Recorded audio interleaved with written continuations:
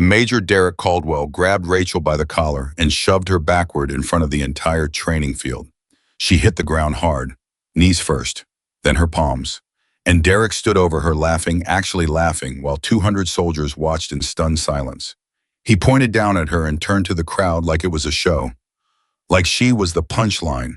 Then he said it, loud, clear, without a single moment of hesitation. Hit her again. 2,600 soldiers had no idea they were about to witness something that would change every single one of them forever. Subscribe right now, drop your city in the comments, and do not move until this story is finished. Fort Liberty, North Carolina was not a quiet place under normal circumstances. The base hummed with energy around the clock. Engines, commands, boots hitting pavement, radios crackling at odd hours. It was the kind of place where silence meant something was wrong, and noise meant the machine was running the way it was supposed to run. But in the weeks leading up to the largest military readiness exercise the base had organized in nearly a decade, the noise had changed. It had texture to it. It carried something underneath the usual sounds of training and preparation. Tension, anticipation, a kind of pressure that the more experienced soldiers recognized immediately, the way old sailors recognize a shift in the wind before the storm ever shows itself on the horizon. 2,600 soldiers were preparing to converge on this base from units scattered across the entire country. Multiple branches, multiple specialties, multiple commanders who had spent years building reputations in their own corners of the military world. The exercise was not just a training event. It was an evaluation, a demonstration of readiness at a scale that drew attention from people far above the rank of anyone currently walking those grounds. And somewhere in the middle of all of it, doing her job quietly and without announcement, was Captain Rachel Monroe. She had arrived at Fort Liberty less than 4 months earlier. Her transfer had been processed efficiently. Her paperwork was clean. Her service record arrived before she did filed correctly signed where it needed to be signed. On paper, she existed. In the hallways and briefing rooms, in training fields, she was still a ghost. That was not entirely an accident. Rachel Monroe moved through spaces the way some people read rooms. She watched before she spoke. She listened before she offered an opinion. She had learned over many years in many different environments that revealing yourself too quickly was almost always a mistake. Not because she had something to hide, but because the moment people decided who you were, they stopped actually looking at you. They started seeing the version of you they had already invented in their own minds. She had watched it happen to other people. She had watched talented officers get reduced to a single story that someone else told about them and then spend years fighting a reputation they never chose and never deserved. So she waited. She kept her head down. She did her work with precision and without fanfare. She showed up early to briefings and stayed late when problems needed solving. She asked smart questions and kept her answers short. She introduced herself when it was necessary and stayed quiet when it was not. Most of the soldiers at Fort Liberty knew almost nothing about her. What they saw was a woman who seemed reserved. Professional, yes. Competent in the administrative sense, probably. But the kind of officer who worked behind the scenes, processed information, handled the logistics that nobody wanted to handle. Not the kind of person you pictured at the front of a crisis.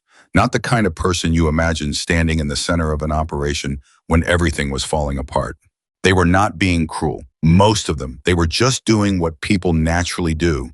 They were filling in the blanks with assumptions because the truth had not been offered to them yet. But one person had made up his mind in a very different way.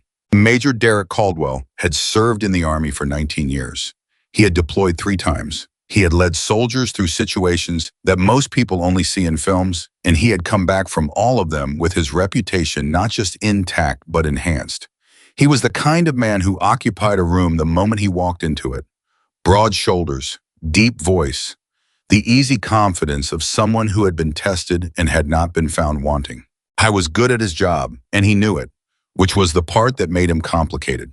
Because Derek Caldwell was also the kind of man who had developed a very specific picture of what leadership looked like.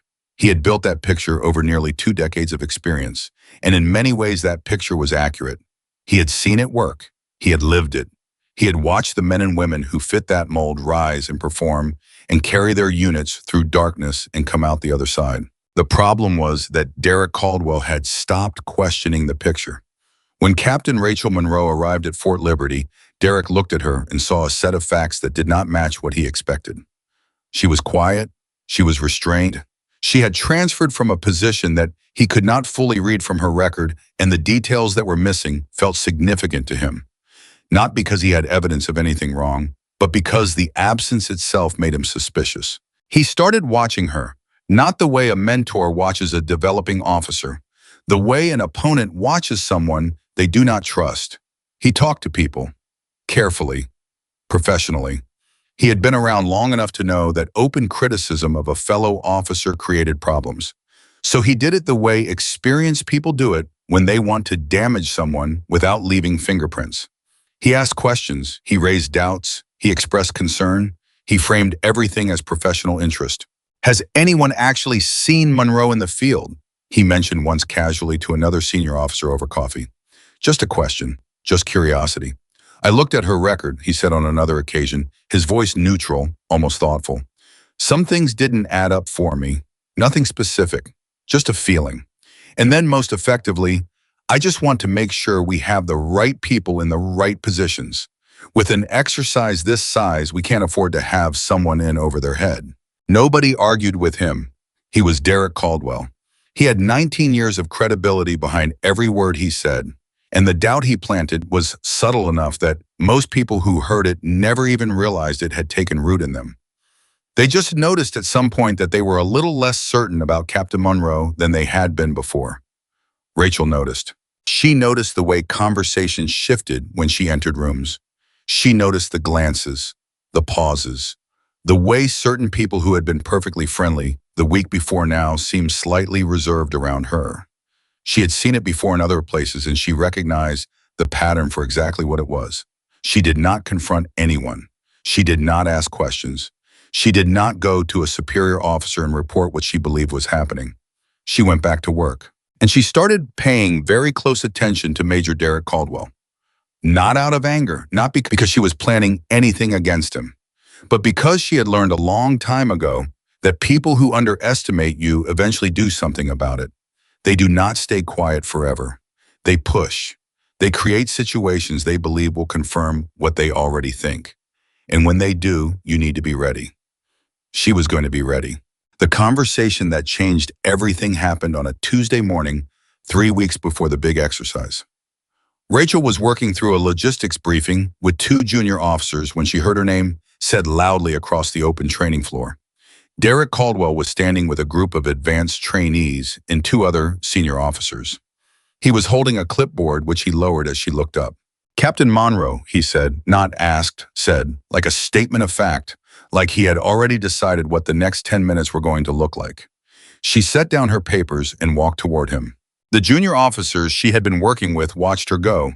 So did the trainees Derek had with him. And so did the 2 senior officers standing nearby, both of whom had the careful, slightly uncomfortable expressions of people who could sense a situation forming, but had not yet decided whether to involve themselves or simply observe. Major Caldwell, she said when she reached him, even, flat, not cold, just very, very steady. We're doing a close combat demonstration this morning, Derek said. I'd like you to participate. It was not a request. The phrasing had the form of one, but the tone did not. The people around him knew it. Rachel knew it. Derek knew it. All right, she said. Something moved across his face. It was quick, and if you had not been watching carefully, you would have missed it entirely. It was satisfaction. The private, controlled satisfaction of someone whose plan is moving forward in exactly the way they designed it to move. Mitchell, Derek said without looking away from Rachel. A soldier stepped forward from the group of trainees. Ryan Mitchell was 24 years old and built like he had been specifically designed for the purpose of making people nervous. He stood 6 feet 2 inches and had the kind of physical presence that took up more space than his actual body occupied. He had trained relentlessly for 3 years and had recently finished among the top fighters in his evaluation class. He was not reckless. He was controlled, confident, and very well prepared. Derek looked at Ryan. Then he looked back at Rachel. Show the trainees what you can do, Derek said. It was technically addressed to both of them, but everyone understood who he was actually talking to. The training area cleared naturally. People stepped back. The two senior officers moved to one side. The trainees shifted into a loose circle. Derek stood just outside it, arms crossed, clipboard, tucked under one elbow, watching with an expression that was professionally neutral and personally anticipatory. Ryan Mitchell looked at Rachel. He was not hostile. He was, if anything, slightly uncomfortable. He was a good soldier, and good soldiers did not usually want to be used as instruments in someone else's game. But he was also a subordinate, and Major Caldwell had made the arrangement, and so Ryan did what soldiers do. He prepared himself. Rachel looked at Ryan, then she looked at Derek. Just for a moment, just long enough to be clear that she saw exactly what was happening and was not afraid of it. Then she turned back to Ryan. "Ready?" she asked. "Yes, ma'am," Ryan said. What nobody in that circle fully understood yet was that Rachel Monroe had spent 4 years in environments that Derek Caldwell had never seen. She had trained under instructors who did not make concessions for anything. She had operated in conditions where the difference between someone who could manage pressure and someone who could command inside it was the difference between people going home and people not going home.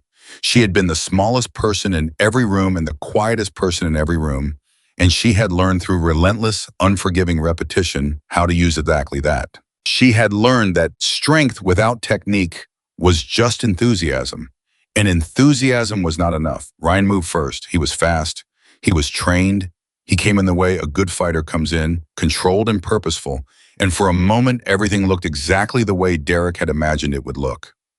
Rachel went down to one knee. The sound that came from the watching group was not quite a gasp.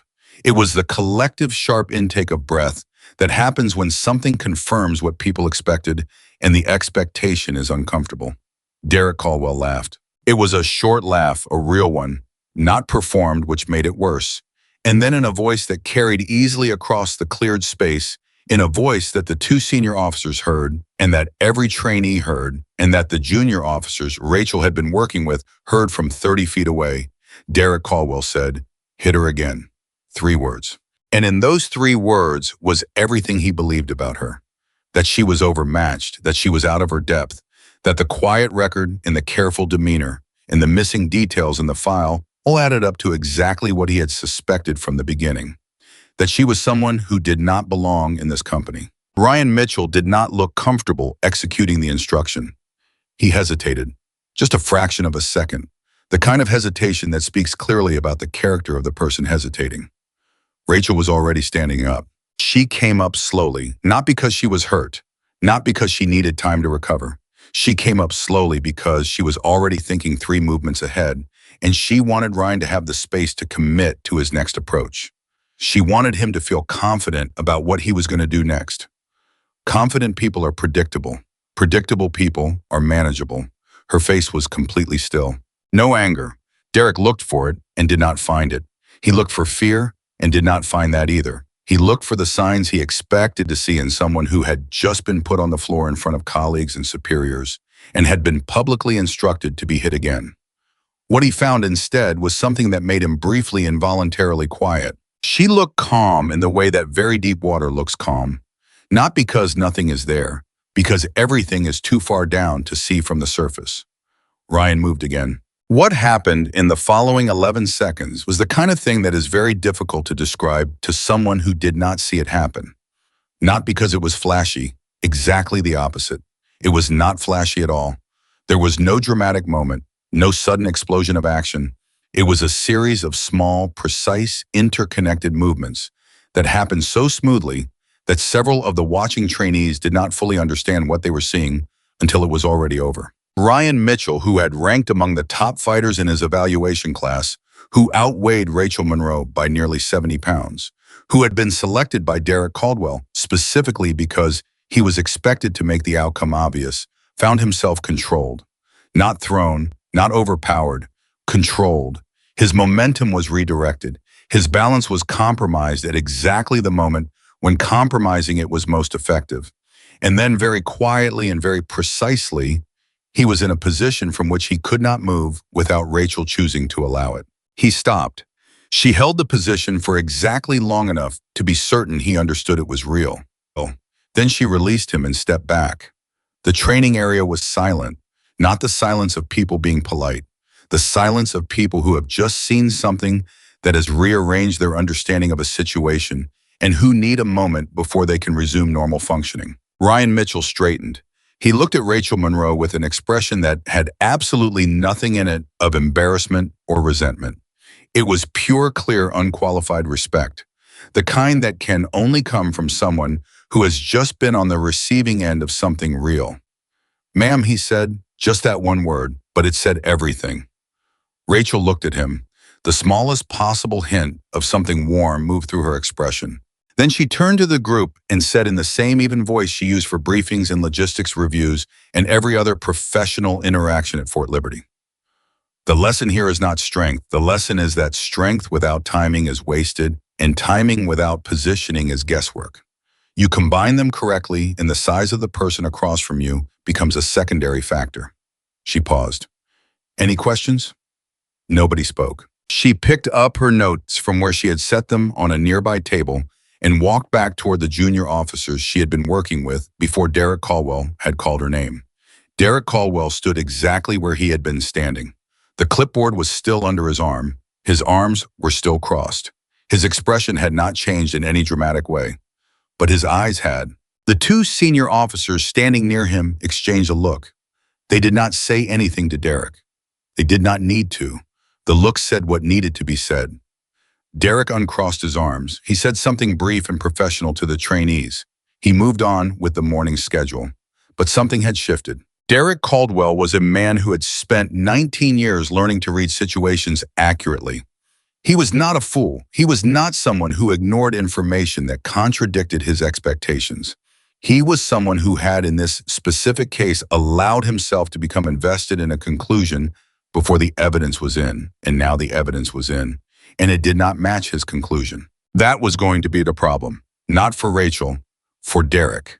Because men like Derek Caldwell, men who have built their entire identity around being right, around having good judgment, around being the person in the room who reads things accurately, those men do not easily absorb information that proves them wrong.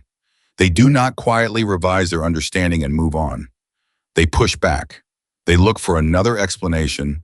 They find another test. Rachel Monroe had known this was coming before Derek had even called her name that morning. She had known it because she understood the pattern. She had lived inside it before. And she had learned that the only way through it was not around it, not over it, not by fighting it directly. The only way through it was to let it play out, to let the person who had decided to underestimate her keep pushing until they ran out of places to push. To be so undeniably, consistently, publicly real that the story they had constructed about her simply could not survive contact with the truth. She sat back down with her junior officers and returned to the logistics briefing. Across the room, she could feel Derek's eyes on her. She did not look up. She had work to do. And in those weeks, before 2,600 soldiers would converge on Fort Liberty, Rachel Monroe went about doing exactly that. She showed up before anyone expected her. She stayed after the rooms had emptied. She solved 3 separate logistics problems that had been quietly stalling planning processes for 2 weeks, and she solved them without credit and without announcement because the problems getting solved was the point, not the recognition. The junior officers she worked with began to look at her differently, not with the dramatic sudden reversal that happens in stories, with the quiet growing certainty that comes from watching someone work up close over time and realizing that what you are watching is genuine. "How did you know the secondary route would free up the supply problem?" One of them asked her one evening after she had reworked a logistics map that 3 previous planners had gotten stuck on. Rachel looked at the map for a moment. "I've been in enough situations where the original plan failed," she said. "You stop believing in original plans. You start designing for what happens when the original plan fails." The junior officer, a young lieutenant named Carter, wrote that down. He did not know why exactly. He just felt like it was the kind of thing that should be written down. 2 floors above them in a different office, Major Derek Caldwell was on the phone with someone he trusted. His voice was low and controlled and absolutely certain. "I want a full evaluation," he said, "before the exercise. Real pressure, real stakes. I want to see if she actually holds up." There was a pause on the other end of the line. "Is there a specific concern?" the voice asked. "I just want to make sure," Derek said, "that we have the right people in the right positions." He said it the same way he always said it, as if it were about the mission, as if it were about the exercise and the readiness in the 2,600 soldiers who were going to be depending on competent leadership. But the real reason was simpler and more human and far less flattering.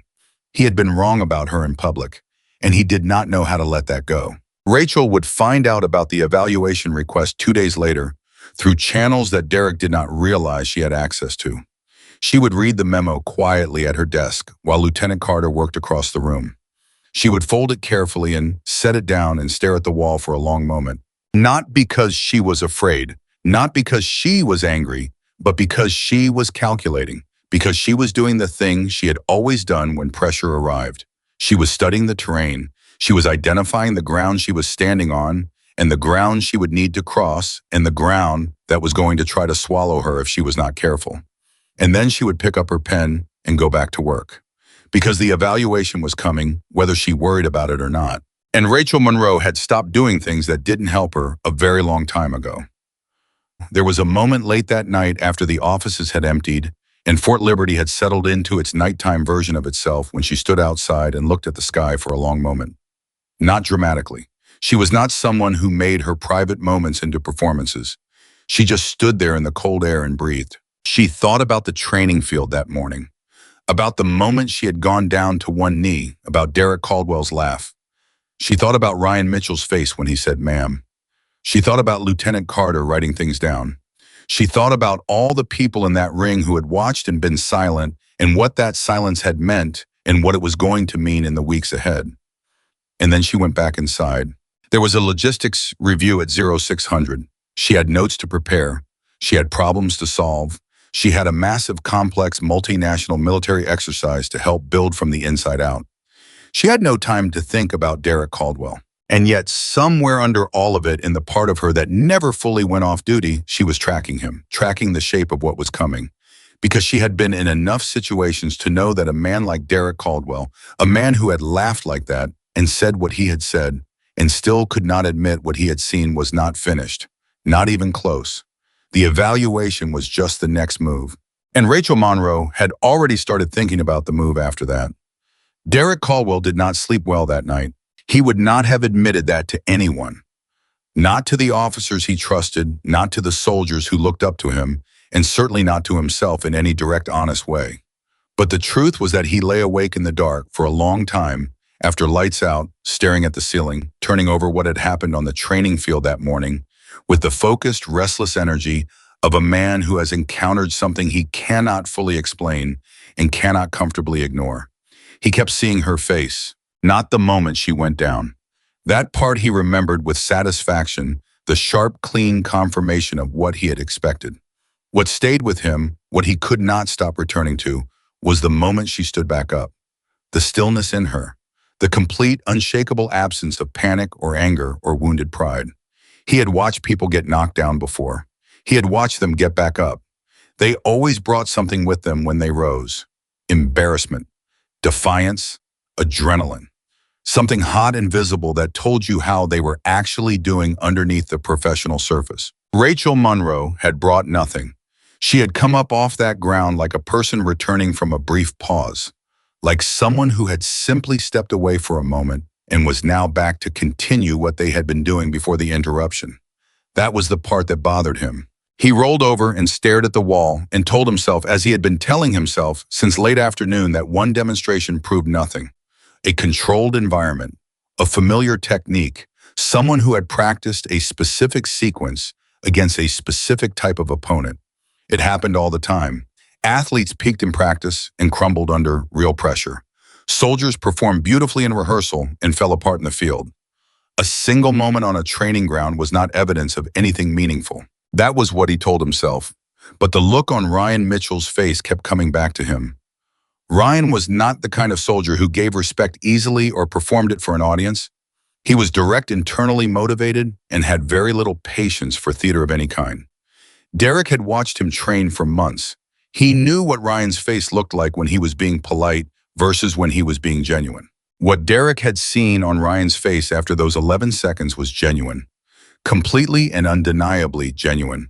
And that was a data point that Derek Caldwell, with all his years of experience, reading people and situations could not dismiss as cleanly as he needed to. He got up before 0500 and started making calls. The evaluation request went through official channels worded carefully framed, professionally structured, so that it looked like standard procedure for an officer in a command position during a high-stakes exercise, which it was technically. Officers at Rachel's level were evaluated regularly. Requesting one before a major operation was not unusual. There was nothing in Derek's memo that could be challenged directly, but the timing was deliberate, and the people receiving the memo understood the timing even if they did not acknowledge it out loud. Rachel found out 2 days later through Lieutenant Carter, who had overheard something he probably should not have overheard and had come to her with the careful, slightly uncertain expression of someone delivering news they cannot fully read the consequences of. He found her in the planning room at 0630, working through a supply chain problem that had been quietly derailing one section of the exercise logistics for the better part of a week. She had 3 maps spread out and a cup of coffee going cold at her elbow, and the particular quality of focus that made the people around her instinctively lower their voices. "Captain Monroe," Carter said. He stopped just inside the door. She looked up. She read his expression in about half a second. "Close the door," she said. He did. Then he told her what he had heard. He kept it factual and brief, which she appreciated. He did not editorialize. He did not add his own interpretation. He just gave her the information and then stood quietly and waited. Rachel looked at the map in front of her for a long moment. "When did the request go in?" she asked. "Yesterday morning," Carter said. "I think it was submitted right after the training demonstration." She nodded slowly. She picked up her coffee and discovered it was cold and set it back down. "All right," she said.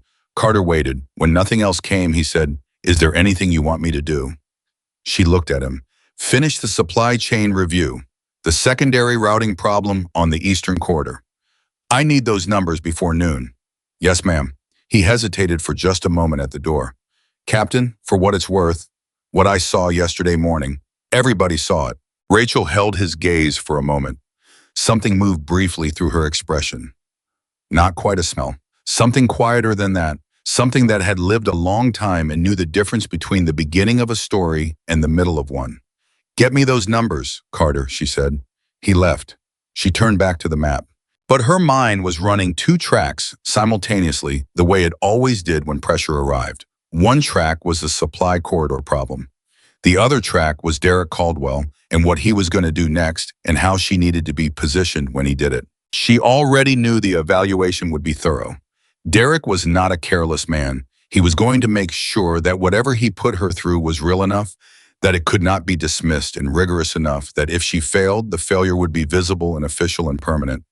I was going to design something that looked exactly like standard procedure and functioned exactly like a trap. She was going to walk into it anyway. Because the alternative was to fight the process, and fighting the process gave him exactly what he wanted. It made her look defensive. It made her look like someone who was afraid of being tested.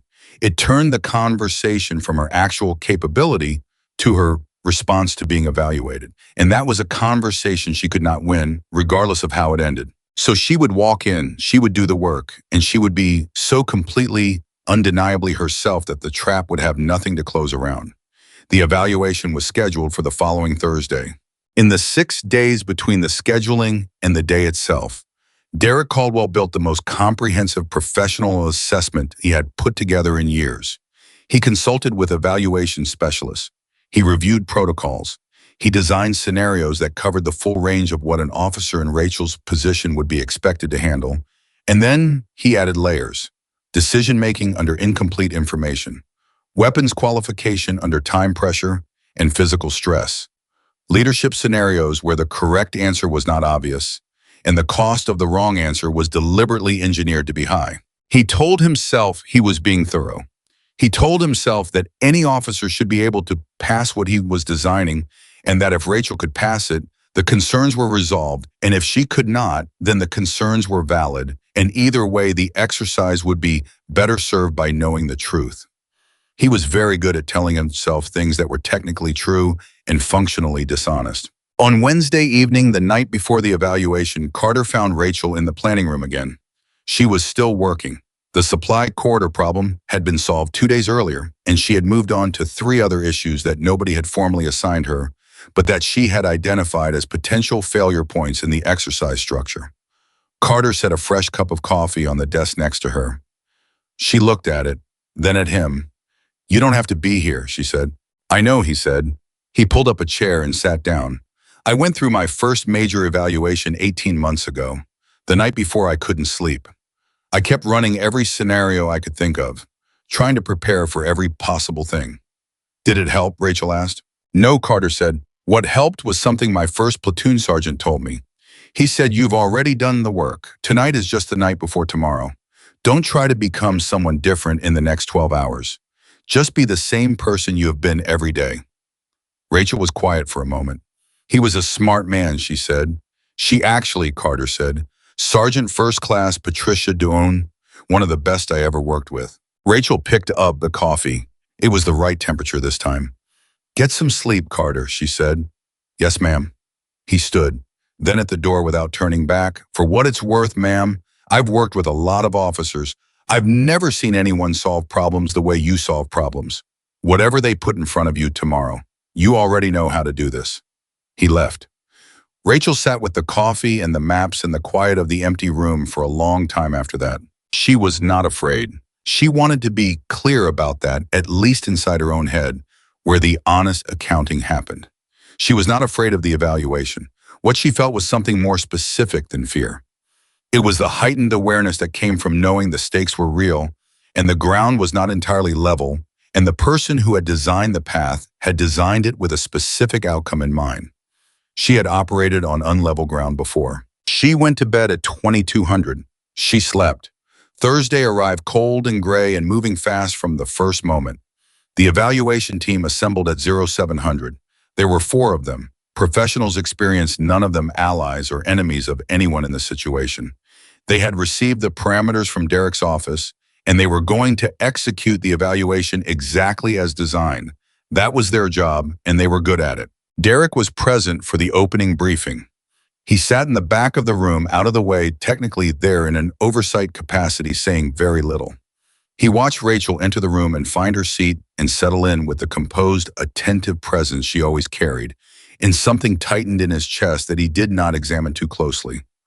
The first phase was decision-making under incomplete information. They gave Rachel a scenario, multiple units, conflicting intelligence reports, a time constraint that made full analysis impossible, a set of variables that did not resolve cleanly into any single correct answer. They gave her 12 minutes in a room full of evaluators watching everything she did and said and how long it took her to do and say it.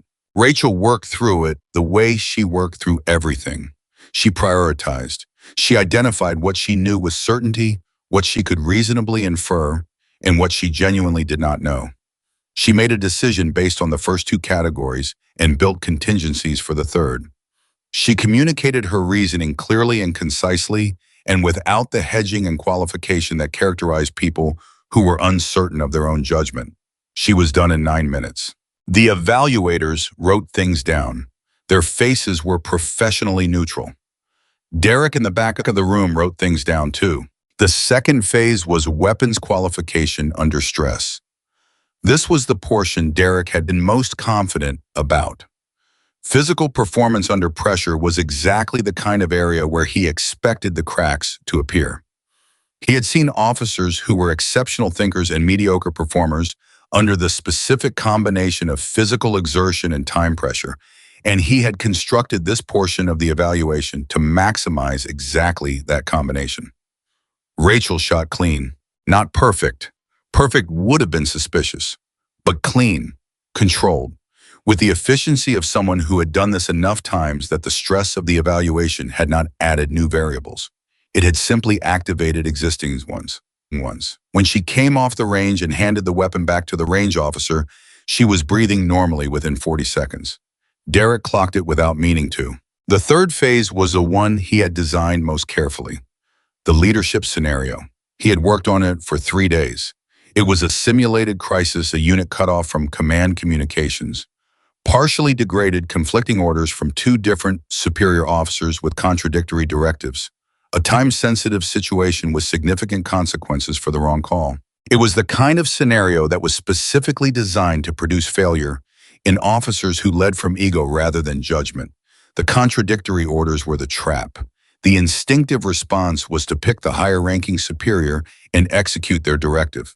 But the scenario was engineered so that executing that directive, without first identifying the communication error, would result in catastrophic, friendly fire consequences. The correct answer required an officer to pause, identify the contradiction, communicate the conflict upward through a degraded channel, and hold their unit in position despite pressure from both sides to move immediately.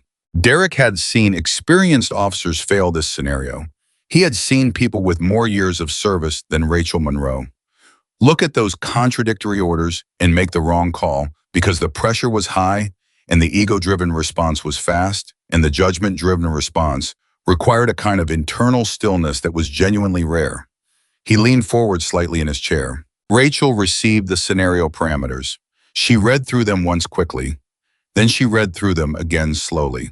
Then she set the papers down. "There's a contradiction in the orders," she said.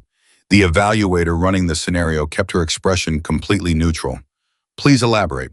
"Colonel Harrison's directive instructs the unit to move northeast at 14:30. Colonel Warren's directive, issued 11 minutes later and presumably superseding, instructs the unit to hold position and await further orders. Executing Harrison's directive at 14:30, under the assumption it is still valid, creates a direct conflict with Warren's position order. If both directives are current, execution of either one without clarifying the conflict produces an unacceptable risk profile." "What would you do?" the evaluator asked. "I hold the unit," Rachel said. "I use every available communication channel and to surface the contradiction to both superior officers simultaneously. I document the conflict and my decision in real time. I do not move until the conflict is resolved or until the communication window closes entirely, and I am forced to make an independent judgment with whatever information I have at that point." Silence. "And if both superior officers respond and pressure you to execute their individual directives immediately?" the evaluator asked. "Then I explain the conflict to both of them clearly and directly," Rachel said. "The risk of the wrong movement is higher than the risk of a brief delay. Any competent superior officer will recognize that once the conflict is identified. And if they don't recognize it," Rachel met the evaluator's eyes steadily, "then I protect my unit anyway. My soldiers are not a tiebreaker in a communication failure. They are my responsibility." The room was very quiet. In the back, Derek Caldwell had stopped writing. He was just watching. There was something happening in his expression that was difficult to read precisely because he was working very hard to keep it unreadable. But it was there. The evaluators could see it if they looked. Carter, who had positioned himself in an adjacent hallway where he could hear but not technically observe, could hear it in the quality of the silence. The evaluation ran for another 2 hours.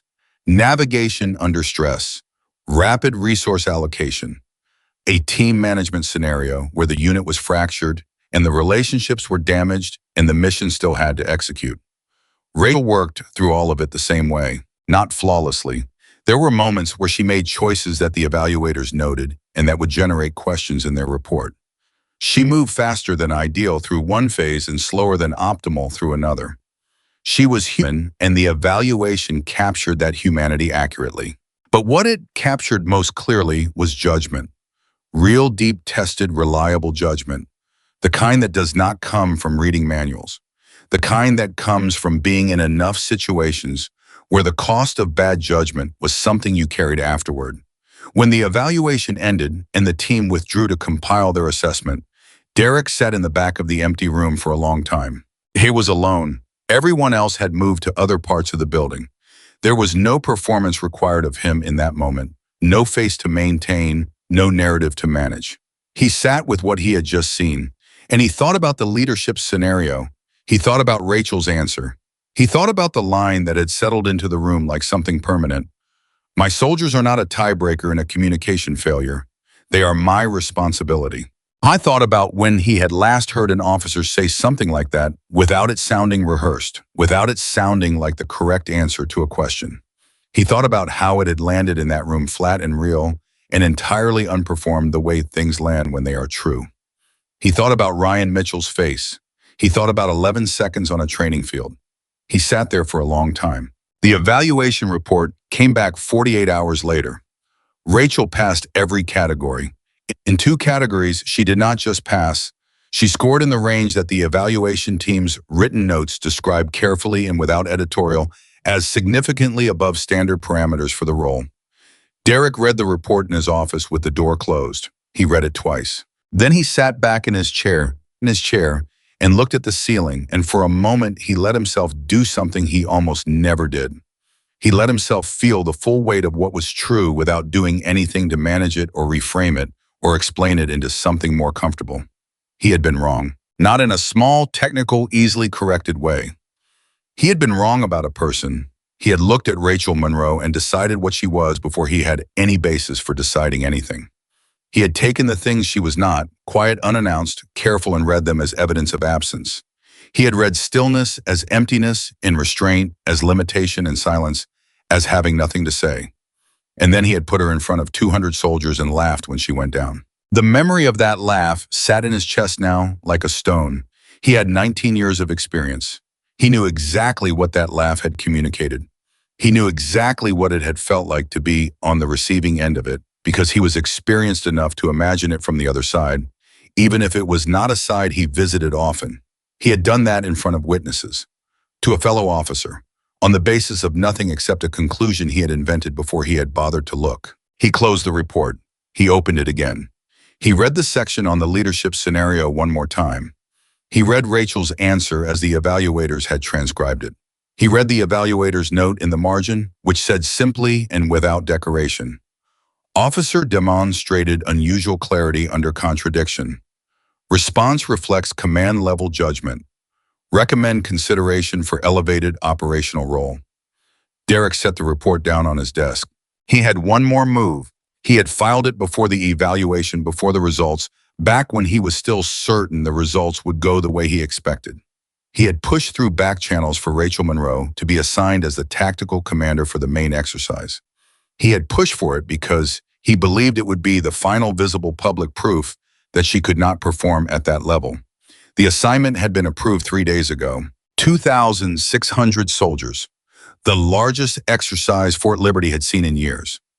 Communications, logistics, multi-unit coordination, the full weight of an operation of that size, on Rachel Monroe's shoulders. He had designed the trap. He had built it carefully and professionally and with the full weight of his experience and reputation. He had watched her pass the evaluation and had not pulled the trap back because in the part of him that he was still not ready to be fully honest about, he had still believed that the evaluation was a controlled environment and real pressure was different. He had told himself that. He was still telling himself that. He stood up from his desk and walked to the window and looked at the training ground below. Empty now at this hour, the field where a week ago he had laughed and said those 3 words that he could not unhear when he thought about them in the honest dark. He looked at that ground for a long time. And somewhere in the distance, in the planning room 2 floors below him, with 3 maps spread out and a fresh cup of coffee, and Lieutenant Carter working the numbers on the Eastern Corridor, Captain Rachel Monroe was doing what she had been doing every single day since she arrived at Fort Liberty. She was getting ready. Not for the evaluation, that was done. She was getting ready for the thing that came after it, the thing that 2,600 soldiers were going to show up for in 4 days. The massive, complex, multi-unit exercise that was going to test every system and every plan and every person in a command position. She was getting ready for that. She was not thinking about Derek Caldwell. She was thinking about the Eastern Corridor, about the secondary communication relays, about a unit from Fort Campbell that had a logistics gap she had identified in their pre-exercise documentation and that nobody had followed up on yet. She circled the gap on her map. She picked up her pen and started writing. 4 days, 2,600 soldiers, and every plan she had built was about to meet the reality of actual execution, which was the only place where any plan ever told you the truth about itself. She was ready for that. She had always been ready for that. What? Nobody, not Derek, not the evaluation team, not Carter, not the 2,600 soldiers who were loading their gear and boarding their transports and heading toward Fort Liberty from every corner of the country. What none of them knew yet was that the exercise they were preparing for was about to become something entirely different from what any of them had planned. Something was going to happen on that field that nobody had engineered, nobody had anticipated, nobody had built a scenario for. And when it happened, there was going to be exactly one person in the entire operation who was ready for it. Rachel Monroe circled the logistics gap on her map a second time. She picked up her radio and called the unit coordinator for Fort Campbell. "This is Captain Monroe at Fort Liberty," she said. "I need to talk to someone about your secondary supply chain documentation. There's a gap I want to close before we get to the field." There was a pause on the other end.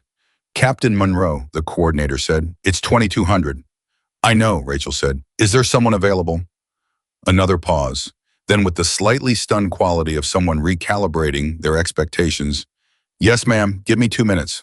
She waited. And the clock kept moving toward the day when everything was going to change. The morning of the exercise arrived the way big days always arrive, too fast and too heavy at the same time. 0500. Fort Liberty was already moving, engines turning over in the dark, boots on pavement, radios running their pre-exercise checks, that familiar static and click rhythm that soldiers learn to find comforting because it means the systems are alive and the day has not yet gone wrong. Rachel was already at the command post when the first unit coordinators arrived. She had been there since 0430. Carter found her standing over the operations table with a coffee in one hand and a grease pencil in the other, marking movement corridors on the overlay map with the focused efficiency of someone who had already run the day 3 times in their head and was now simply confirming what they already knew. "You sleep?" Carter asked, setting his own coffee down. 4 hours, she said without looking up.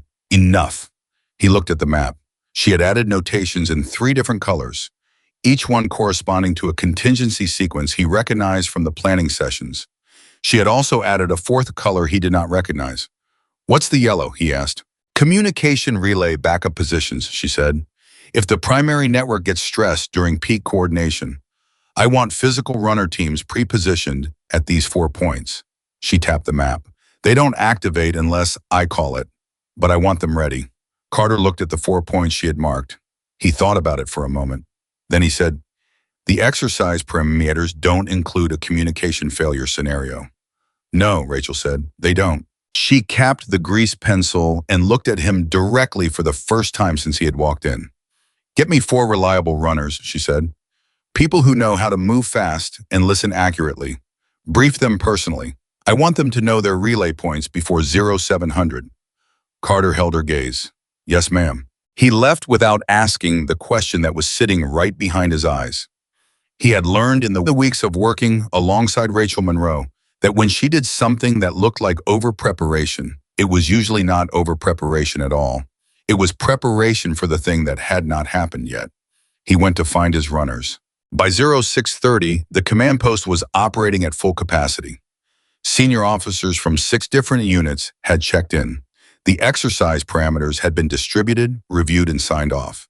The communication network was running clean. Every system was green across the board. Major Derek Caldwell arrived at 0645.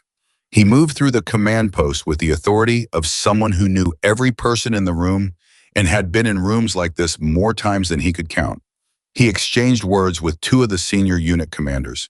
He reviewed the morning status board, and then eventually his eyes found Rachel across the room. She was talking to one of the Fort Campbell coordinators, the same unit whose logistics gap she had closed at 2200 3 nights earlier. The coordinator was nodding with the engaged, grateful focus of someone whose problem had been solved for them and who was now making sure they understood the solution completely. Derek watched her for a moment. Something had shifted in the way he looked at her since reading the evaluation report. It was not warmth. It was not quite respect, not yet, not the open, uncomplicated kind. It was more like the careful, slightly uncomfortable recalibration of someone who has been moving confidently in one direction and has just discovered the ground is not where they expected it to be. He did not approach her. He turned back to the status board. 0700, the exercise began. For the first 90 minutes, everything ran the way well-designed operations run when the people involved have prepared thoroughly and the systems supporting them are functioning correctly. Units moved on schedule. Communications were clear. The coordination between the 6 different unit groups was cleaner than most of the exercise planners had privately expected, largely because of 3 logistics adjustments that Rachel had pushed through in the final 48 hours of planning, and that had quietly eliminated the 3 most likely friction points in the early phase of the operation. Carter monitored the communications board and relayed updates to Rachel every 8 minutes. She stood at the operations table tracking everything, asking precise questions, making small adjustments with the unhurried efficiency of a surgeon. The senior officers watching from the command post began to relax incrementally. Not completely. You did not relax completely in the middle of an operation of this size. But the particular tension of the first hour, the waiting for something to go wrong tension, began to ease. At 08:52, the first sign appeared. It was small, a delay in the confirmation signal from the northeastern relay. 11 seconds longer than the standard window. Carter flagged it immediately. Northeastern relay is slow, he said, low and even. Could be atmospheric. Could be load on the network. Rachel was already looking at the board. Note the time, she said. Watch the pattern. 4 minutes later, the southwestern relay showed the same thing. A delay. Slightly longer this time. 16 seconds. Rachel set down her coffee. Carter, she said. I see it, he said. She looked at the operations board. She looked at the 4 yellow marks she had made on the overlay map before 0500 that morning. She thought about the runners Carter had briefed at 0650, currently pre-positioned and waiting at their relay points, doing nothing except being ready. Not yet, she said quietly, more to herself than to Carter. Watch it. At 0917, the primary communications network failed. Not degraded, not slow, failed. Every channel simultaneously. The command post went from the controlled hum of an operation running smoothly to the specific piercing silence that falls when the technology that everyone has been depending on, without thinking about it, suddenly stops making any sound at all. For approximately 4 seconds, nobody moved. Then everyone moved at once. In the noise that replaced the silence was the noise of controlled panic, which is what panic sounds like when the people experiencing it are trained professionals who know better than to show it but cannot fully suppress it either. All channels are down, someone called from the communication station. Confirm that, a senior officer said sharply. Confirmed. Primary network is completely dark. No signal on any frequency. What about backup? Backup is on the same infrastructure. It's down too. Derek Caldwell moved to the center of the room. He was already running through protocols, his 19 years of experience pulling up the standard response framework. The sequence of steps that training and repetition had built into his muscle memory. Get me a satellite link. Get me anything. Start running manual checks on every relay point we have. The communications team was already doing that. They were good. They moved fast. But moving fast on a problem of this size, a complete network failure during a live operation involving 2,600 soldiers across a wide operational area with no immediate explanation for the failure and no clear timeline for restoration was not going to produce results in the next 60 seconds, or the next 3 minutes, or possibly the next 30. And in those 30 minutes, 2,600 soldiers were going to be moving through an operation with no communications, no updated orders, no way to receive guidance, and no way to signal anything to anyone. That was not a training scenario. That was a crisis. Derek turned to find the tactical commander. He turned to find Rachel Monroe. She was not where he expected her to be. She was not at the operations table. She was not at the communication station. She was not frozen, which was what a part of him had been waiting to see, the crack he had been predicting for weeks. The moment when the real pressure arrived and the person he had built a case against finally confirmed his original conclusion. She was at the door of the command post, and she was talking to the first of her 4 runners. Her voice was low and completely level.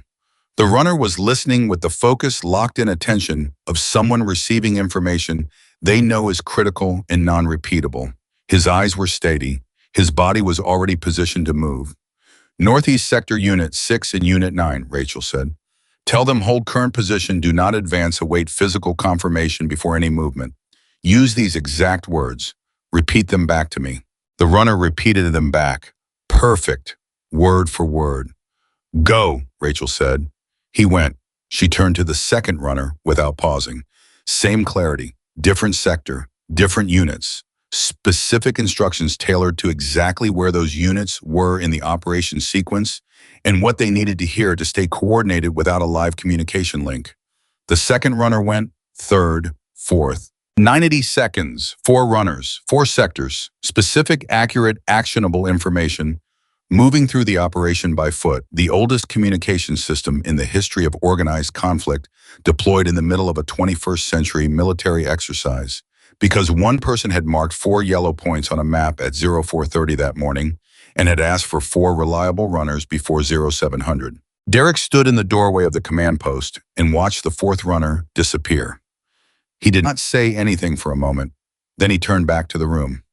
"Monroe," he said. The word came out differently than it usually did when he said her name. Something had shifted in the way it landed. "Walk me through what you just did." Rachel was already back at the operations table. She had picked up the grease pencil and was updating the overlay map with the current known positions of each unit based on the last confirmed coordinates before the network went dark. "I pre-positioned 4 physical relay teams this morning," she said, not stopping what she was doing. "Each one covers a primary sector. They carry standardized message formats, so the information transfer is clean and fast. The runners know their routes." The units in each sector were briefed this morning to expect physical communication as a backup protocol. She marked a position on the map. "We can maintain basic operational coordination for approximately 45 minutes. Using this system before position drift makes the information too stale to be reliable." "You briefed the field units on the backup protocol?" a senior officer asked. Colonel Harris, the ranking observer. His voice had the particular quality of someone trying to determine how impressed to be.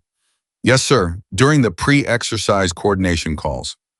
I told each unit coordinator that if they lost communications for more than 3 minutes with no restoration signal, to expect a physical runner and to hold position until that runner arrived." Silence. "You anticipated this?" Colonel Harris asked. Rachel looked up from the map. "No, sir, I didn't anticipate this specific failure. I anticipated failure in general. The network was carrying more load than I was comfortable with during peak coordination windows. I identified it as a risk point 4 days ago." She paused. "I couldn't design around the risk, so I designed a response for it." Colonel Harris looked at Derek Caldwell. Derek was looking at Rachel. His expression was completely unreadable to everyone in the room except possibly Carter, who had spent enough time watching Derek's face over the past 3 weeks to have learned its vocabulary. What Carter saw in Derek's expression at that moment was not what he expected. It was not anger. It was not the defensive stiffening of someone watching their narrative collapse. It was something older and quieter than that. Something that looked, if Carter was reading it correctly, like the beginning of genuine reckoning. "What do you need?" Derek asked. The question landed in the room with a weight that everyone felt but nobody acknowledged directly. Rachel held his gaze for 1 second, just one. "I need someone managing the communications team's restoration effort," she said. "They're good and they're working it, but they need a senior officer coordinating the timeline with me so we know how to pace the runner system against the expected restoration window." "I'll take it," Derek said. He moved to the communications station without another word. The next 47 minutes were the most concentrated, coordinated, relentlessly demanding stretch of operational management that most of the people in that command post had ever experienced in a non-combat environment. Rachel ran it. She ran it without raising her voice. She ran it without a single moment of visible uncertainty. She managed 5 simultaneous information streams, the runner reports coming back from the field, the communications team's restoration updates from Derek, the position tracking on the overlay map, the unit coordinator contacts who were calling in on the one hardline telephone that the command post maintained as a last resort backup, and the broader exercise coordination that had not stopped simply because the communications had. The operation was still running. 2,600 soldiers were still moving through their assigned sequences. Rachel had to keep them coordinated with nothing but runners and a hard line, and her own knowledge of where every unit was and where every unit needed to be and what the margin for error was at any given moment. She made decisions in real time with incomplete information and no room to second-guess herself once the runner was out the door. At 0:41, Unit 7 began to drift from its assigned corridor. The runner hadn't reached them yet, Their last confirmed position was 4 minutes stale and they were moving. Carter, Rachel said. I see it, Carter said. He was tracking the position board. They're going to cross into Unit 3 zone in approximately 6 minutes at their current rate. Get me a runner back to Unit 7 right now. Tell them to halt and confirm position before any further movement. She was already recalculating. And tell Unit 3's coordinator on the hard line to be aware of potential proximity on their northern boundary. Carter was on the hard line before she finished the sentence. The runner reached Unit 7 in 4 minutes and 20 seconds. Unit 7 halted. Unit 3 adjusted. The proximity event never happened. At 0:58, the communications team reported partial restoration of the primary network. 2 frequencies, enough to reach the unit commanders directly. Derek relayed the information to Rachel across the room. We have channels 4 and 7, partial but stable. Start with Unit 6 and Unit 9, she said immediately. They're furthest from the runner relay points, and their position data is oldest. Derek turned back to the communications team. You heard her, Unit 6 and Unit 9 first. At 10:14, full network restoration was confirmed. The command post exhaled. Not literally, but there was a collective shift in the room, a releasing of something that had been held tight for 57 minutes that was audible in the way the silence changed texture. Carter put down the hardline telephone he had been holding for the better part of an hour. He looked at his hand. It had a cramp in it that he had not noticed during the crisis and was noticing now. Rachel was still at the operations table. She was running the post-restoration coordination check, confirming with each unit that their positions were accurate and their operations had not drifted beyond recoverable parameters during the network failure. One by one, the confirmations came back. Every unit was intact. Every unit was coordinated. The operation had continued without a catastrophic break in its structure.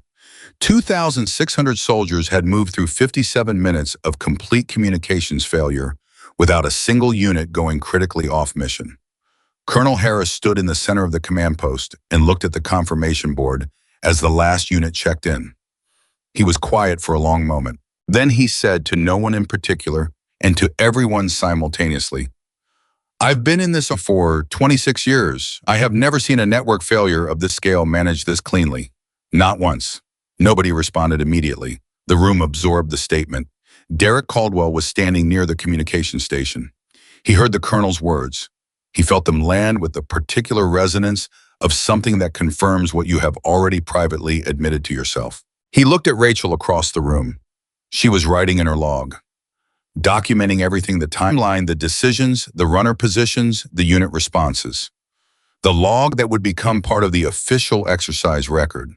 The log that would exist permanently as a record of what had happened in this room and how it had been managed. She was not looking at him. She was not looking at anyone in particular. She was doing what she had always done. She was doing the work. Derek walked toward her. He stopped on the opposite side of the operations table. He waited until she looked up. Monroe, he said. She looked at him, level, calm, the same face she had worn on the training field when she came up off one knee, in the same face she had worn in the evaluation room, and the same face she wore in the planning sessions at 0430, and the same face she wore watching it all, which was the face that told you the most because it was the one that didn't change. You knew the network was a risk point 4 days ago, Derek said. Yes, she said. You didn't report it to the exercise planning committee. I reported it to the infrastructure coordinator, she said. He assessed it as within acceptable parameters. He wasn't wrong based on the information available. The failure was not a predictable outcome from a standard load analysis. But you prepared for it anyway. Yes. Derek was quiet for a moment. Around them, the command post was coming back to its normal operational rhythm. People moving, talking, updating, boards doing the business of an exercise that was still running and still needed attention. Nobody was paying obvious attention to the conversation at the operations table, which meant everyone was paying close attention to it. The runners, Derek said, pre-positioned at 0430. Yes. You briefed the field units at 0650. Yes. You had the contingency operational before the exercise even started. Yes. Derek looked at her for a long moment. His jaw worked slightly. The private processing of a man doing something difficult in real time. That was good work, he said. The words were simple, plain. They had none of the elaborate professional framing that people use when they want to give a compliment without fully committing to it. They were just the truth stated directly by a man who did not find it easy to state it and was stating it anyway. Rachel held his gaze. "Thank you, Major," she said. It was not forgiveness. It was not an opening for reconciliation. It was not warm or cold. It was simply professional acknowledgement offered with the same precision and economy she brought to everything else, clean and real and completely without performance. Derek nodded. He turned away.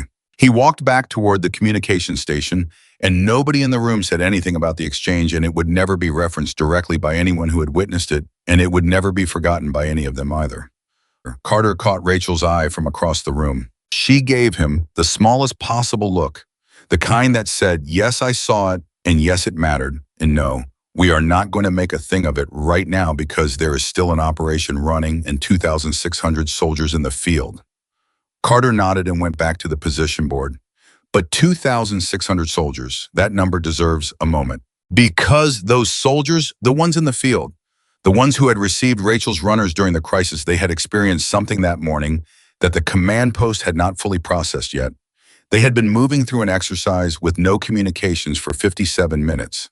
And what had come to them in that silence, what had reached them when the radios died and the uncertainty could have become panic, were clear, specific, calm instructions delivered by a runner who knew exactly where they were going and exactly what they were supposed to say. Hold current position. Do not advance.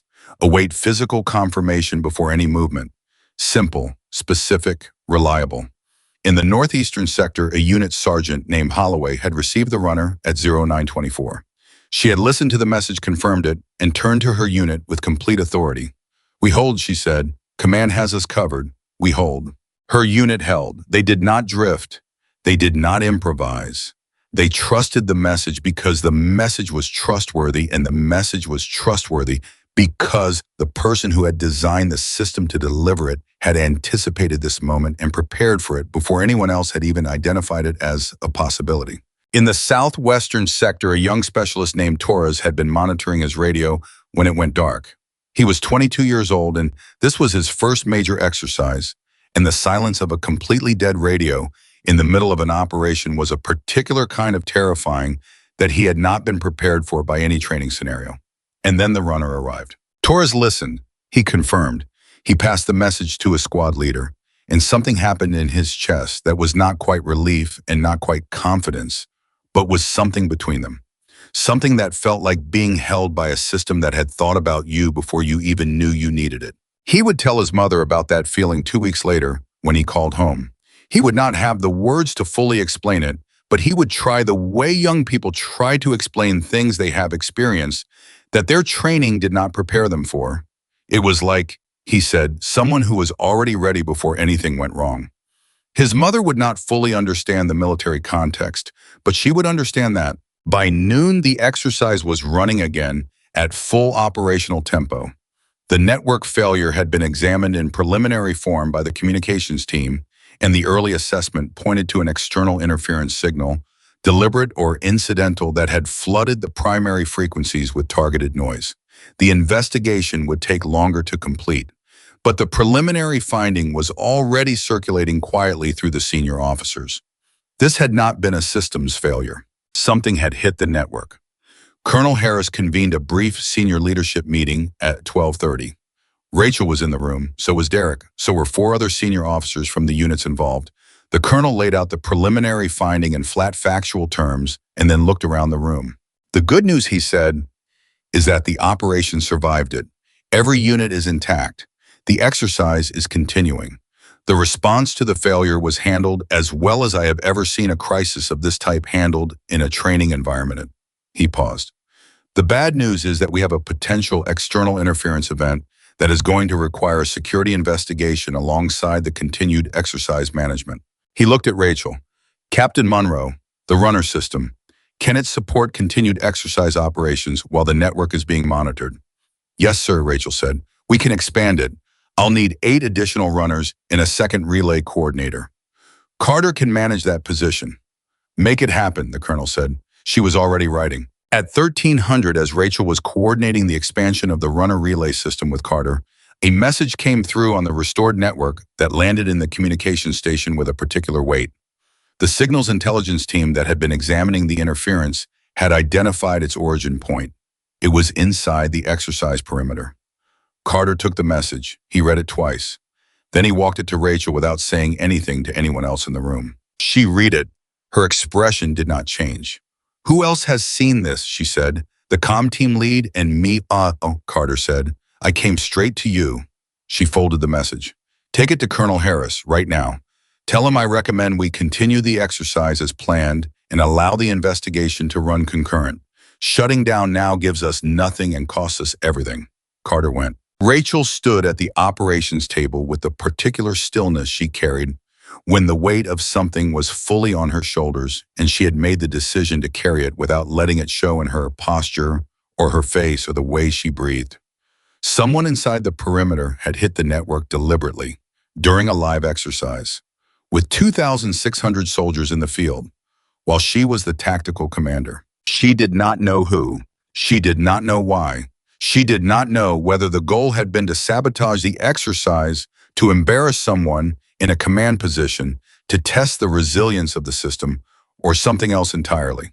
What she knew is that it had happened on her watch, and that the response had worked, and that 2,600 soldiers were still in the field, and still coordinated, and still running the operation that they had come here to run. The interference had tried to break the machine, and the machine had held because one person had been ready for it. Colonel Harris called her to his office at 13:45. Derek was already there when she arrived. Harris closed the door and turned to face them both. "The preliminary investigation suggests this was intentional," he said. "The signal was sophisticated enough that it required specific technical knowledge of our communications infrastructure. This is not an accident, and it is not external." He looked at Rachel, then at Derek, then back at Rachel. "Captain Monroe," he said, "your runner system held this operation together this morning. Every senior commander in this exercise knows that. What you built before 0500 this morning is the reason we are still running." Rachel said nothing. She simply held the colonel's gaze and let the statement exist without deflecting it or minimizing it. "I want a full after-action written account of every decision you made this morning," Harris said. "Timeline, rationale, outcomes, all of it. I want it on my desk by 1800. "Yes, sir," she said. He dismissed her. She walked out. The hallway was empty. She stood in it for a moment. Just a moment. She looked at the wall. She breathed. Then she walked back toward the operations center, back toward Carter and the runner system and the expanded relay network and the operation that was still running and still needed her. Behind her in Colonel Harris's office, the colonel looked at Derek Caldwell. "Sit down, Major," he said. His voice was entirely level, entirely professional. It had absolutely nothing warm in it. Derek sat down, and the door closed.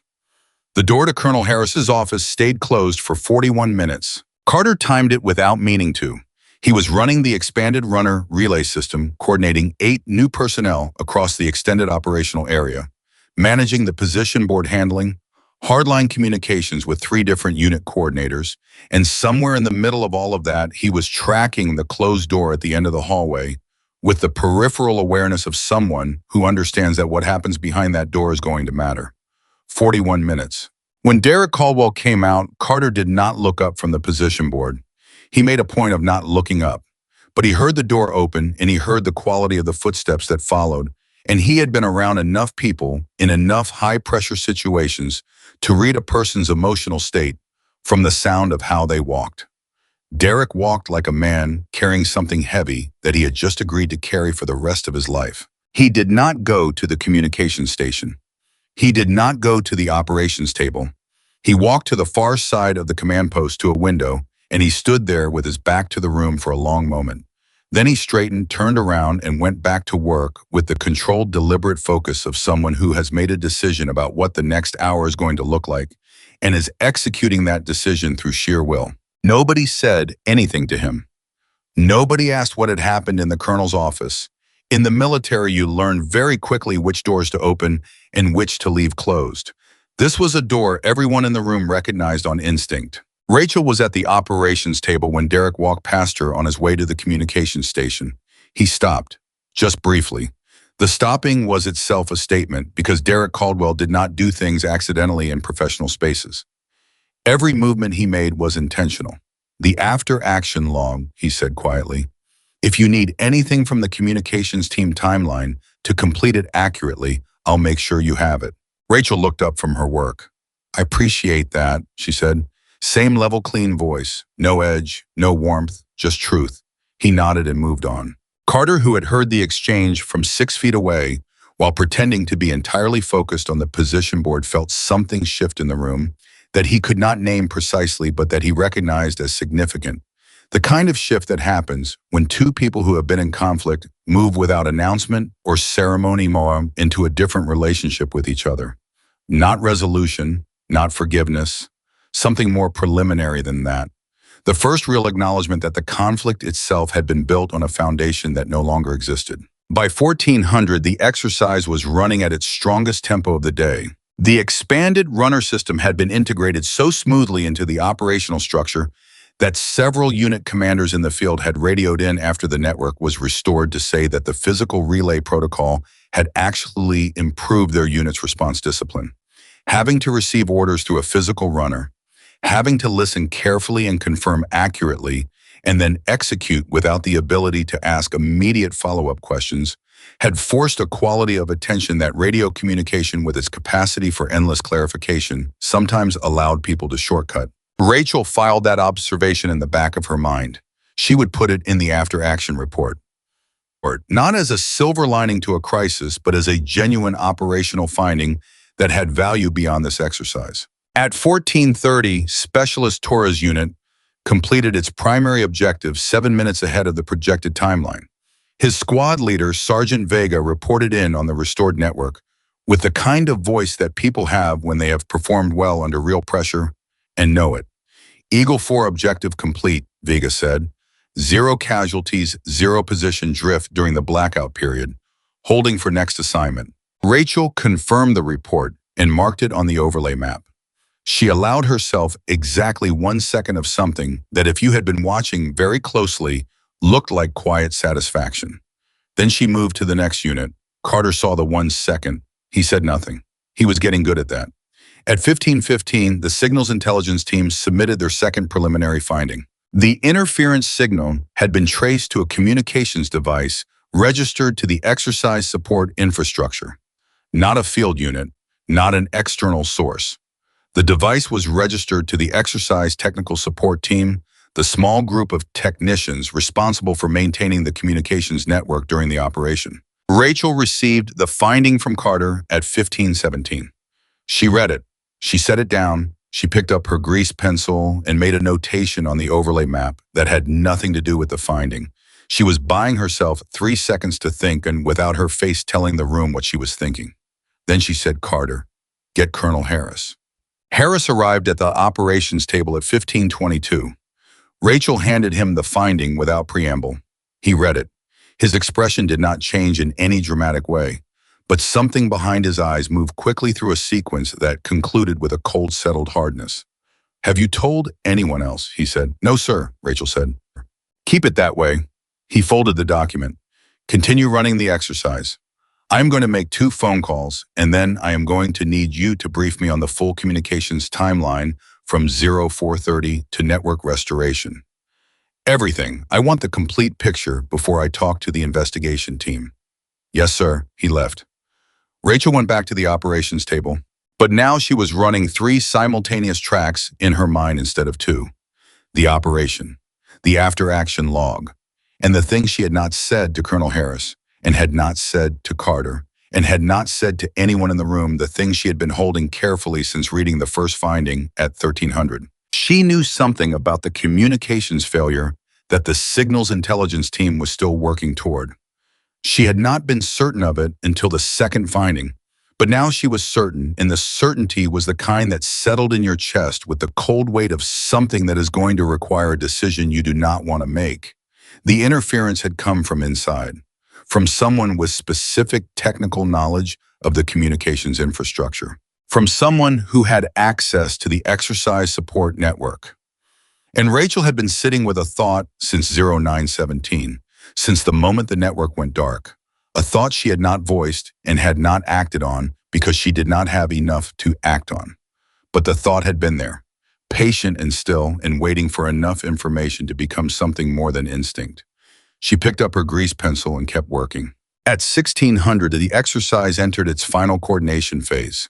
The primary objectives across all 6-unit groups were either complete or on track. The crisis that had tried to break the operation at 0917 had not broken it. 2,600 soldiers were moving toward the finish line of the largest readiness exercise Fort Liberty had run in years, and the operation was intact, and the mission was intact, and the people were intact. That was the job. That had always been the job. At 1620, Derek Caldwell appeared at Rachel's side. She noticed him before he said anything.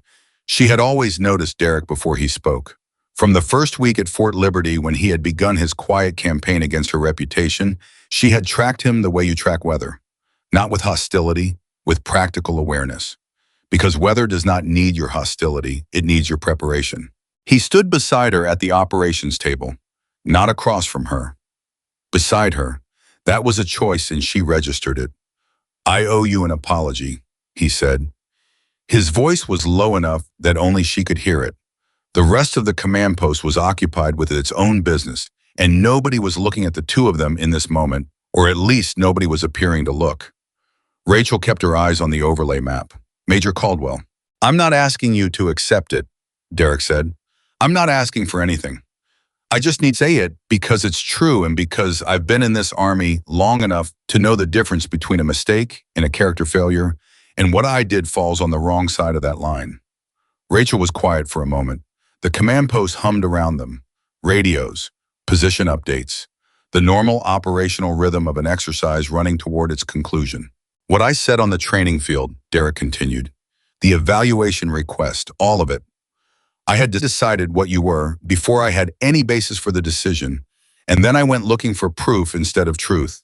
I know what that is. I've seen other people do it. I never thought I was capable of it." Rachel finally looked at him. She looked at him directly, the way she looked at everything, with the full, unhedged attention that some people found uncomfortable, because it did not leave room for performance. It required you to simply be what you were in that moment, nothing added, nothing omitted.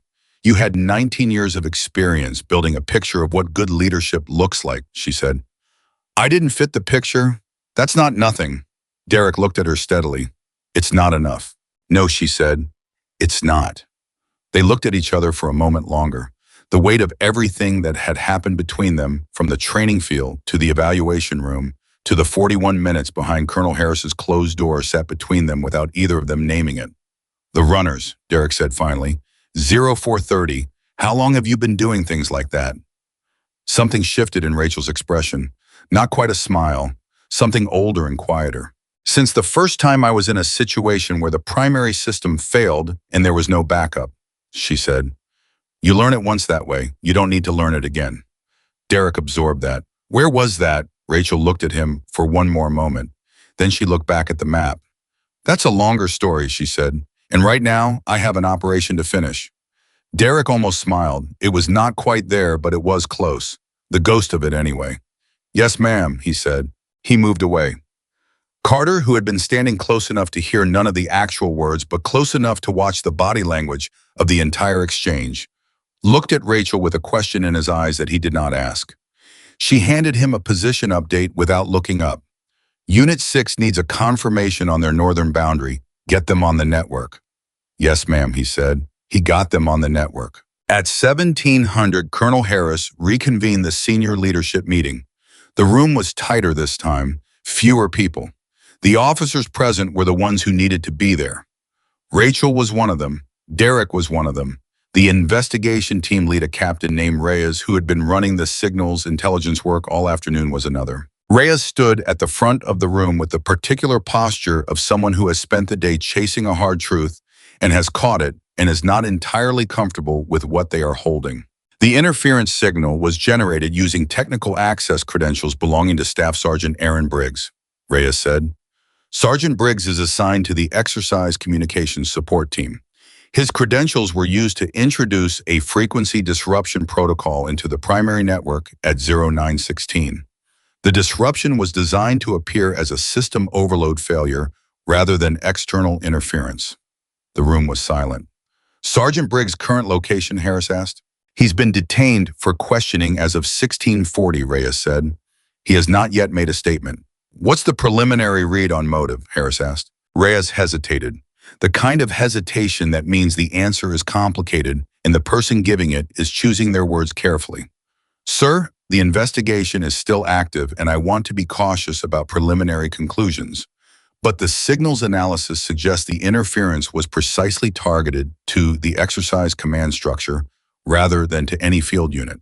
The disruption was designed to create maximum confusion at the command level or during peak coordination.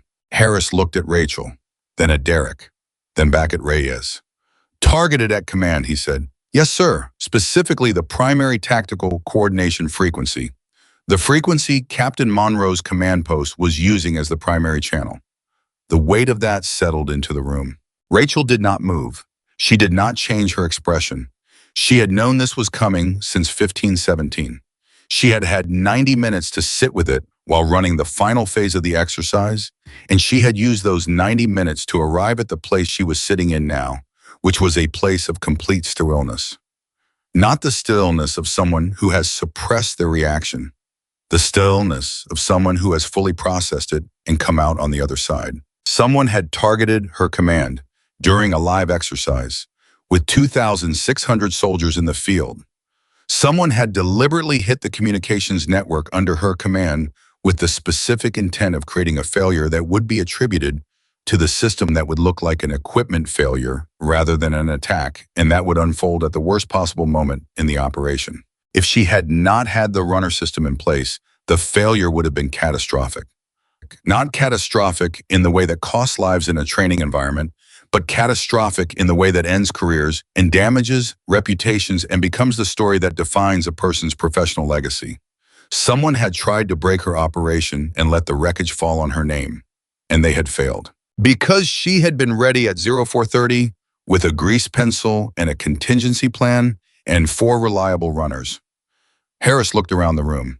The investigation continues. No information about Sergeant Briggs's detention leaves this room until I authorize it. The exercise concludes on schedule. After action, reporting proceeds as planned. He paused. Captain Monroe, your after-action log. On your desk by 1800, sir, she said. Good. He looked at the room, dismissed.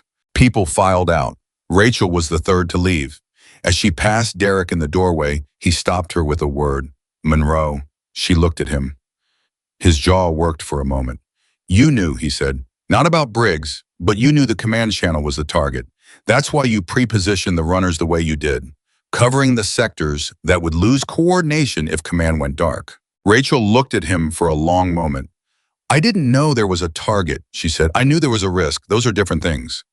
But the way you positioned the relay points, Derek said, it wasn't just network load risk. You covered command isolation specifically. She said nothing. Someone told you something, Derek said, or you saw something before this morning. The hallway was empty. Everyone else had moved back to their stations. It was just the two of them and the sound of the command post operating 20 feet away and the weight of the question Derek had just asked. Rachel looked at the wall for a moment, then back at him. 4 days ago, she said quietly, I was reviewing the signals infrastructure documentation for the exercise network. There was an anomaly in the access log, a credential query on the tactical coordination frequency that didn't correspond to any scheduled maintenance activity. Derek went very still. I reported it to the infrastructure coordinator, Rachel said. He reviewed it and told me it was a system artifact, automated query, nothing unusual. But you didn't believe him, Derek said. I didn't disbelieve him, she said. I had no basis to overrule his technical assessment. He knew the system better than I did. She paused. But I noted it, and when I was sitting with the overlay map at 0430 thinking about risk points, I thought about it again. And you built the runner system specifically to cover that risk. I built the runner system to cover all communication risk, she said carefully. But yes, I weighted the relay positions toward command isolation scenarios. Derek looked at her for a long time. You protected this operation, he said, from something you couldn't prove was real, using resources you had no official authorization to deploy, based on an anomaly that an expert told you was nothing. I protected this operation, Rachel said, because 2,600 soldiers were going to be in the field, and I was the tactical commander, and my job was to make sure that if something went wrong, there was a system in place to keep them coordinated. She said it simply, without pride, without the particular emphasis that people use when they want credit for something. Just the plain truth of what the job was and what she had done. Derek Caldwell, who had 19 years of experience and had led soldiers through 3 deployments and had built a reputation that most officers envied and none had fully matched, stood in that hallway and looked at Captain Rachel Monroe and felt something move through him that he had not felt in a very long time. It was the feeling of being in the presence of someone who was genuinely exceptional, not talented in the way that many people are talented, not skilled in the way that training produces skill, something deeper and rarer than that. The quality of a person who has gone through enough real things that their judgment has been forged into something that cannot be faked and cannot be simulated and cannot be evaluated on a training ground with a design scenario and a team of assessors. The quality of a person who had already paid for what they knew. The longer story, Derek said, about the first time the primary system failed. Rachel looked at him. "When this is over," he said, "if you're willing, I'd like to hear it." Something moved through her expression. The same thing that had moved through it when Carter left a fresh coffee at her desk the night before the evaluation. Something that had lived a long time and knew the difference between a gesture that was real and one that wasn't.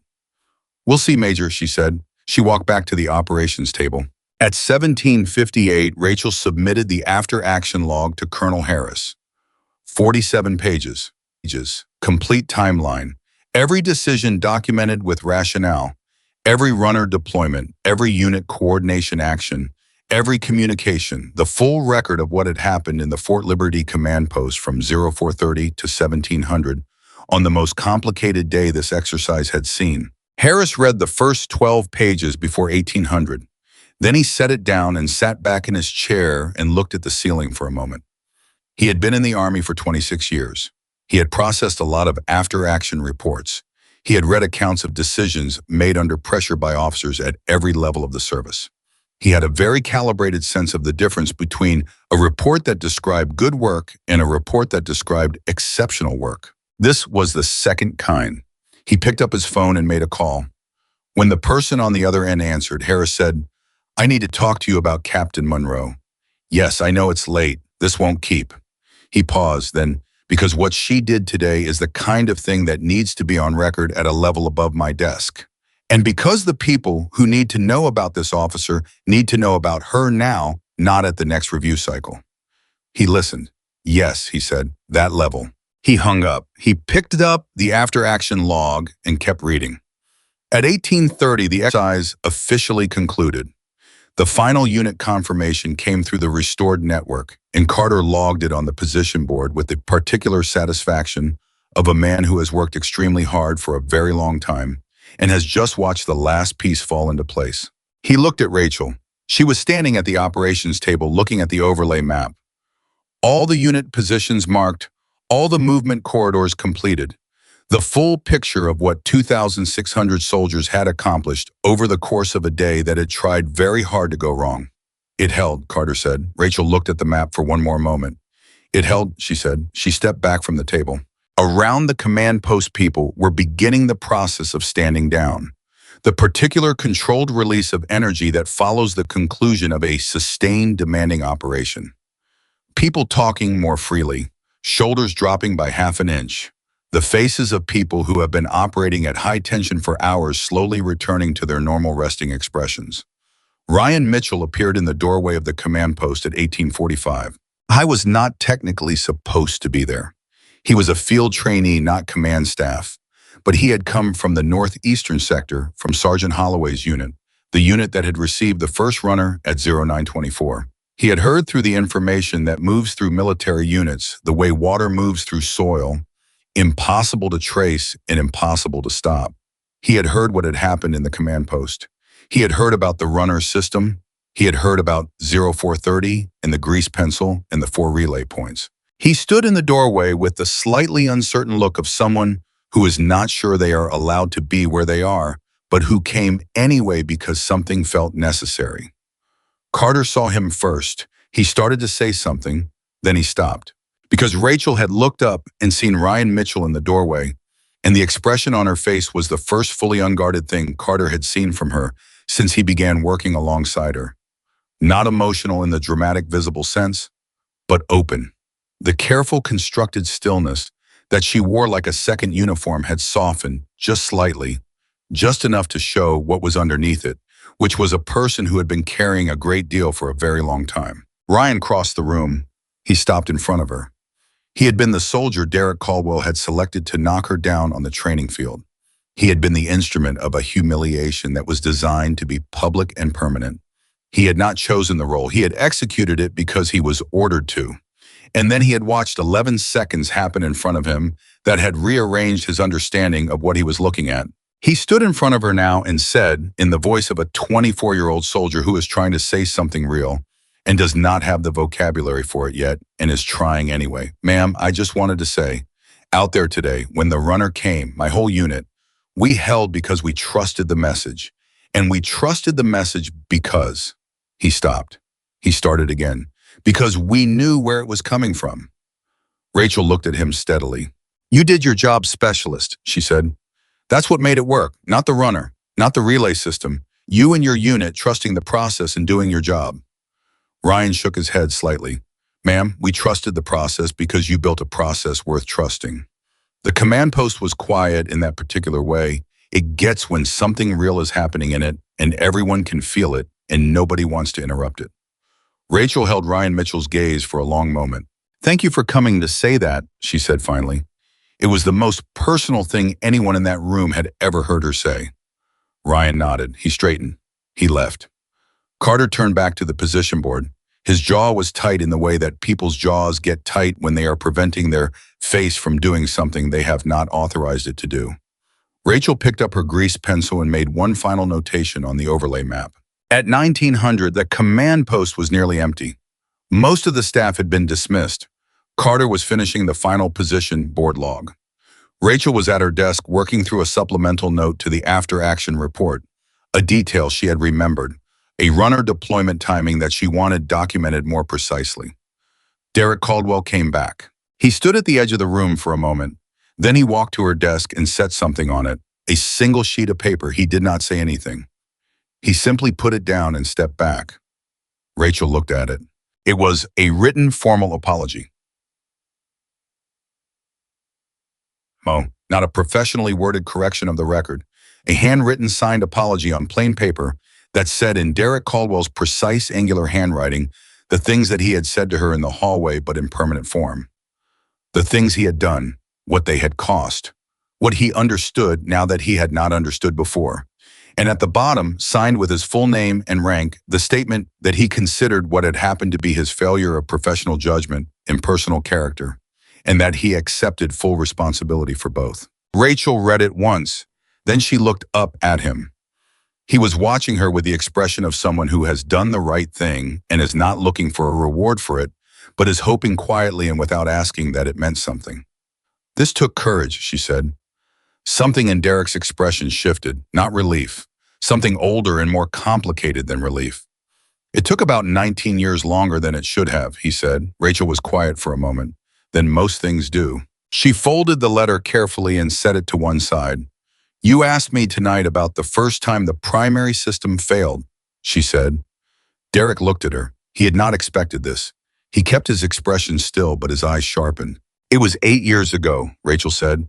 "A forward operating base, 400 miles from the nearest support. The communications went down at night during a transition, and there was no backup system because nobody had believed the primary system would fail." She paused. "We lost 2 people, not because of the failure itself, because without communications, we could not coordinate the response quickly enough." The room was very quiet. After that, Rachel said, "I started building backup systems for everything, not because I expected them to fail, because I had learned what it cost when they did." Derek did not say anything for a moment. Then he said very quietly, "I'm sorry, Monroe. Not for the training field, not for the evaluation, for all of it, for the years behind it, for the cost that had built the person he had misjudged, for the kind of knowing that only comes from paying a price he had never asked about." Rachel looked at him for one long moment. "Get some rest, Major," she said. "We have the debrief at 0800. He nodded. He picked up his cover from the corner of her desk. He turned to leave. At the door, he stopped. Monroe. She looked up. For what it's worth, he said. Those two people. The fact that you've spent 8 years making sure it never happens again. He paused. They'd know what that meant. He left. Rachel sat at her desk in the empty command post for a long time after that. She did not write. She did not look at the overlay map. She sat with her hands flat on the desk and her eyes on the middle distance, and she breathed. Slowly, steadily, the way she had learned to breathe in a forward operating base 8 years ago when everything had failed and 2 people were gone, and she had sat in the dark and decided what she was going to do with what she now knew. Carter found her like that at 1920 when he came back to collect his jacket. He stood in this doorway for a moment. He did not ask. He had been working beside her long enough to know the difference between the silence that needed something and the silence that needed nothing except to be left alone. He picked up his jacket quietly. He paused at the door. "Good day, Captain," he said, just that. Simple and true. Rachel did not look up. "Good day, Carter," she said. He left. And Rachel Monroe sat alone in the empty command post of Fort Liberty, North Carolina, with 47 pages of after-action report on her desk and a handwritten letter folded beside it, and the overlay map on the table behind her. Every unit position, marked every corridor, completed the full picture of 2,600 soldiers who had come through a day that had tried to break them and had not broken them. The clock on the wall read 1923. Tomorrow the debrief, tomorrow the investigation into Aaron Briggs and what he had done and why he had done it. Tomorrow Colonel Harris's phone calls and whatever came from them. Tomorrow all of it. But tonight, for this 1 hour in the empty room, Rachel Monroe sat with what was true and real and permanent, with what no evaluation and no interference and no laugh on a training field could touch or diminish or take away. She had built something to today that had held when it needed to hold. She had done her job, and in the morning she would do it again.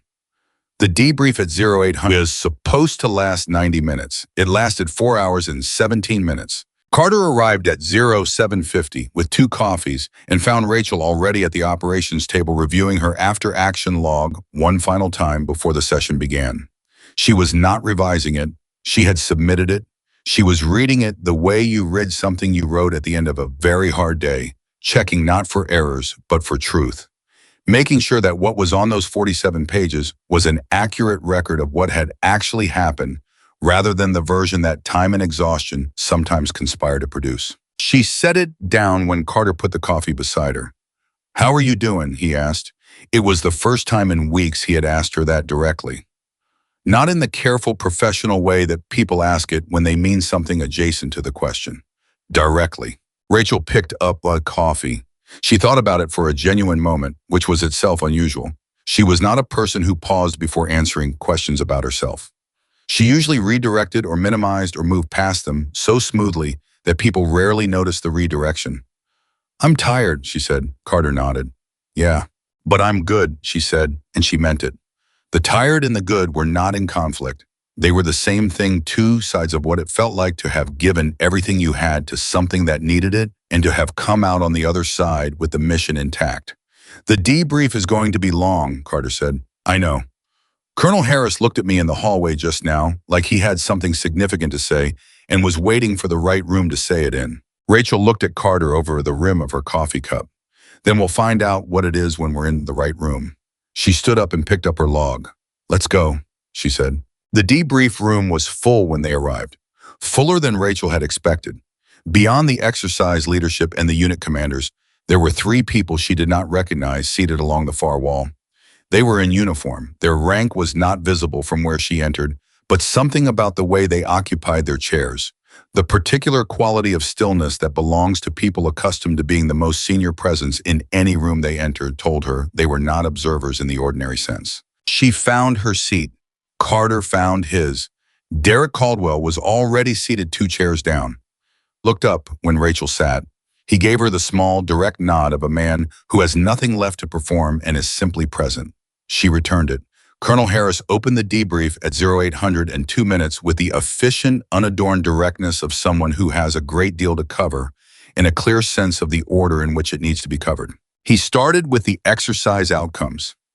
Unit by unit, objective by objective, The numbers were good, better than projected in 4 of the 6 unit groups. The operation had achieved its primary readiness benchmarks despite the communications failure, which Harris noted without editorial, but with the particular emphasis of someone who understands that achieving benchmarks, despite a communications failure, is categorically different from achieving them under normal conditions. Then he moved to the communications failure itself. He laid out the signal's intelligence findings with the same flat factual precision.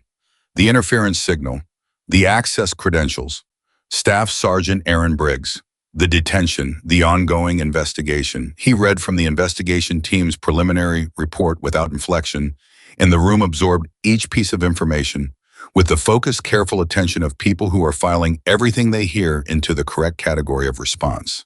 When Harris finished reading the preliminary report, the room was quiet for a moment. Then one of the 3 people along the far wall spoke. She was a woman with close-cropped gray hair and the kind of face that has been weathered by years of making decisions that cost something. She wore 2 stars on her collar. The room adjusted to her the moment she opened her mouth, not because of the stars, though those mattered, but because of the quality of attention she carried. The room recognized it the way rooms always recognize people who are genuinely in command of themselves. "Captain Monroe," she said. Rachel looked at her directly. "General, Brigadier General Patricia Wohl." Rachel had not known she was going to be in the room.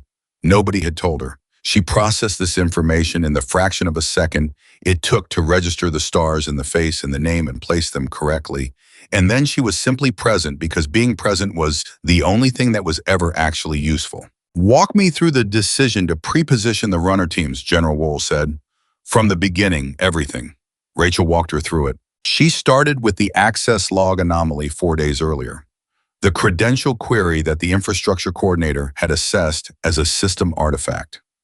She described what she had noted and why she had noted it and what she had done with the information when the coordinator told her it was nothing. She described the overlay map at 0430 and the 4 yellow marks and the reasoning behind each relay position. She described the runner briefings at 0650 and what she had told each runner and how she had confirmed they understood their instructions. She spoke for 11 minutes. She did not look at her notes. She did not use hedging language or qualifying phrases.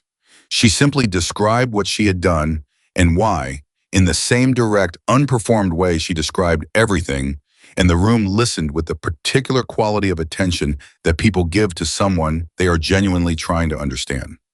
When she finished, General Wohl was quiet for a moment. "You identified a potential threat vector 4 days before the exercise," the general said. "You reported it through proper channels. The report was assessed and closed, and then you built a contingency system anyway using your own judgment outside the official planning framework without authorization." "Yes, General," Rachel said. "Walk me through the decision to do that without authorization." Rachel did not hesitate. The infrastructure coordinator's assessment was technically sound based on the information available to him. I did not have grounds to override his judgment or to escalate over his head. But my responsibility as tactical commander was not to the assessment. It was to the operation and the people in it. The cost of the coordinator being right and me building the runner system anyway was a few hours of preparation time and 4 pre-positioned personnel. The cost of the coordinator being wrong and me not building the runner system was potentially catastrophic operational failure with 2,600 soldiers in the field. She paused. The calculation was straightforward. General Wohl looked at her for a long moment. "The calculation was straightforward," the general repeated almost to herself. Something moved through her expression that Rachel could not fully read, but that felt like recognition. The particular recognition of someone seeing something familiar in an unexpected place. "Yes, General," Rachel said. General Wohl nodded once. She looked at Colonel Harris. Harris looked at the room. "We're going to take a 15-minute break. When we reconvene, we'll cover the after-action recommendations and close the formal debrief." People stood. The room shifted into its break configuration. People moving to the coffee station, stepping into the hallway, stretching after 2 hours of sitting. Carter appeared at Rachel's side. He had the look of a man trying very hard to appear casual about something he was not casual about at all. "2 stars, he said very quietly.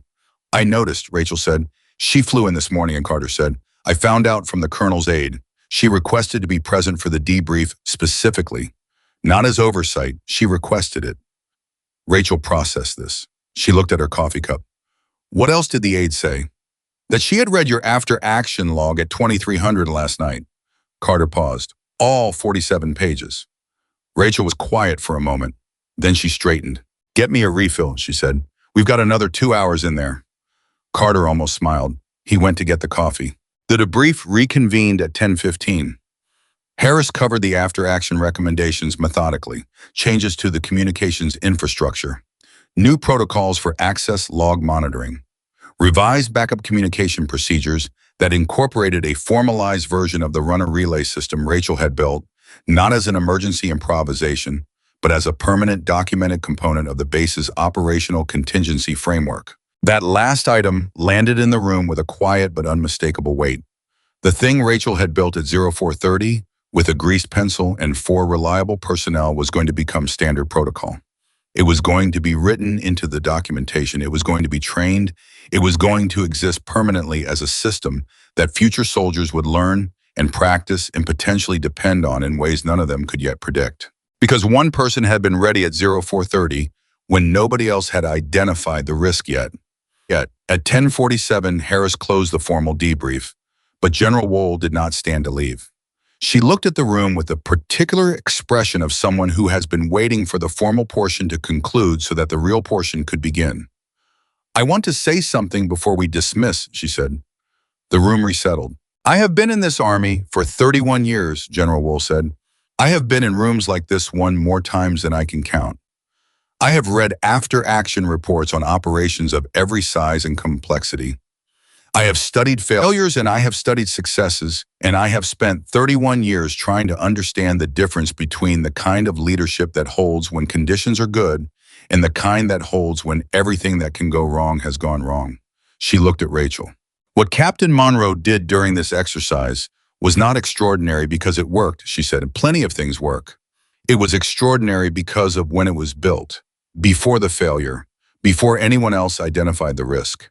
In the quiet at 0430 with no audience and no authorization and no certainty that any of it would ever be needed.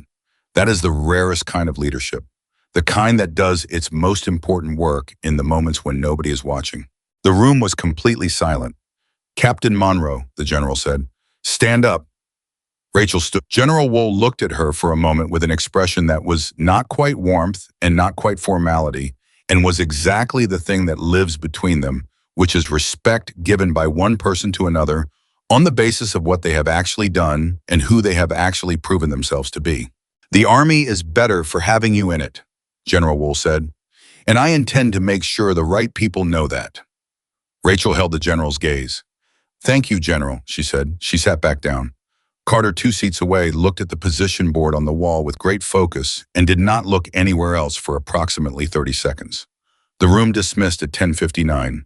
The investigation into Aaron Briggs concluded 17 days later. The findings were detailed and specific and ultimately straightforward in the way that the motivations behind deliberate sabotage are often straightforward once you remove the complexity of the act itself and look at the person underneath it. Briggs had been passed over for a promotion 8 months earlier. The officer who had received the promotion instead had been at the time assigned to Fort Liberty's communications infrastructure. Briggs had developed a resentment that had calcified over months into something that required an outlet. The exercise had provided the outlet. He had not chosen Rachel Monroe specifically as a target.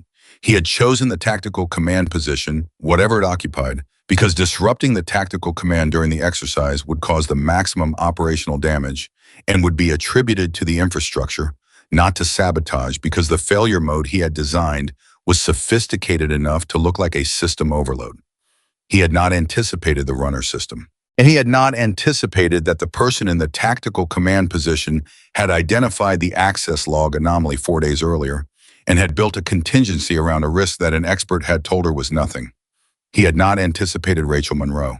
When the investigation findings were shared with the senior leadership, Derek Caldwell read them in his office with the door closed. He read the section about Briggs not having chosen Rachel specifically as a target, and then he sat back and thought about that for a long time. Briggs had not targeted Rachel Monroe. He had targeted the tactical command position, which Derek Caldwell himself had pushed to assign to Rachel. He had pushed for it as a final test, as the thing that would expose her, as the controlled collapse he had designed because he could not accept what the training field and the evaluation had already shown him. He had put her in the position that Briggs had targeted, and she had responded to both of them, to Briggs's deliberate sabotage and to Derek's deliberate test with the same thing. The runner system at 0430, the same preparation, the same readiness, because she had not been preparing for Derek's test or for Briggs's interference. She had been preparing for the drop itself, which had always been the only thing she was preparing for. Derek closed the investigation file. He sat in the particular silence of a man who has followed a chain of his own decisions to its end point and has arrived somewhere he did not plan to arrive and cannot honestly say he did not lead himself to. He had spent weeks trying to expose a weakness in Captain Rachel Monroe. What he had exposed was one in himself. He picked up his pen. He had a letter to write, not to Rachel. She had the handwritten apology. He had given her that, and it was hers, and it said what needed to be said between them. This letter was different. This letter was to the review board that was processing his conduct file, which Colonel Harris had opened the morning after the exercise concluded. Derek was not going to contest the review. He was not going to offer context or mitigating factors or the professional history that a man with 19 years of service could reasonably put forward in his own defense. He was going to write clearly and without elaboration what he had done and why and what he understood now about both. He wrote for an hour, or when he was finished, he read it once. Then he signed it and sealed it and set it on the corner of his desk to be submitted in the morning. He leaned back in his chair. He thought about something Rachel had said in the hallway the night of the exercise. About 8 years ago in the forward operating base and the 2 people who had not come home. About spending 8 years building backup systems because she had learned what it cost when the primary one failed. I thought about what it meant to pay that kind of price and carry it forward into every 0430 for 8 years after. He thought about standing on a training field and laughing. He sat with that for a long time. He did not try to make it smaller or more comfortable. He just sat with it the way you have to sit with the true weight of things if you are ever going to understand what they actually cost. Then he turned off the light and went home.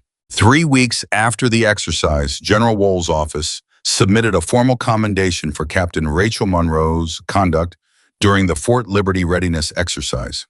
The commendation cited the specific decisions, the timeline, the runner system, the after-action documentation, the leadership under the communications failure, and the broader operational judgment demonstrated across the full arc of the exercise. It also cited something that commendations rarely cite: the access log anomaly.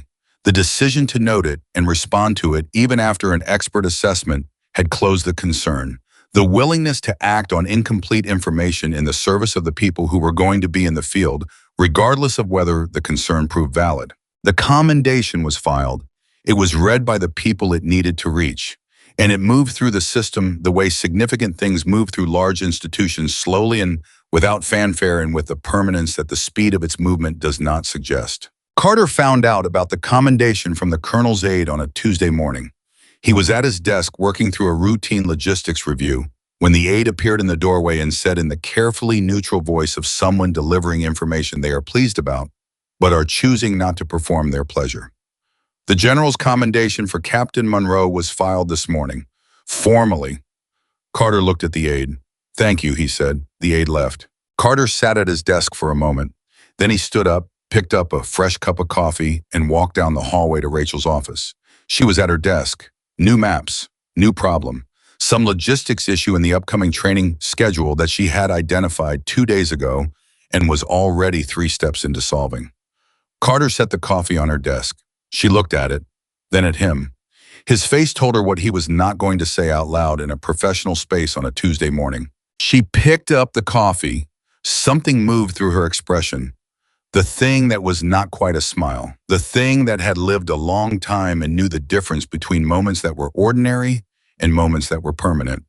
The kind of recognition that goes all the way down to where a person is most honest with themselves, bow to the place that 8 years ago sat in the dark of a forward operating base and decided what to do with what it now knew.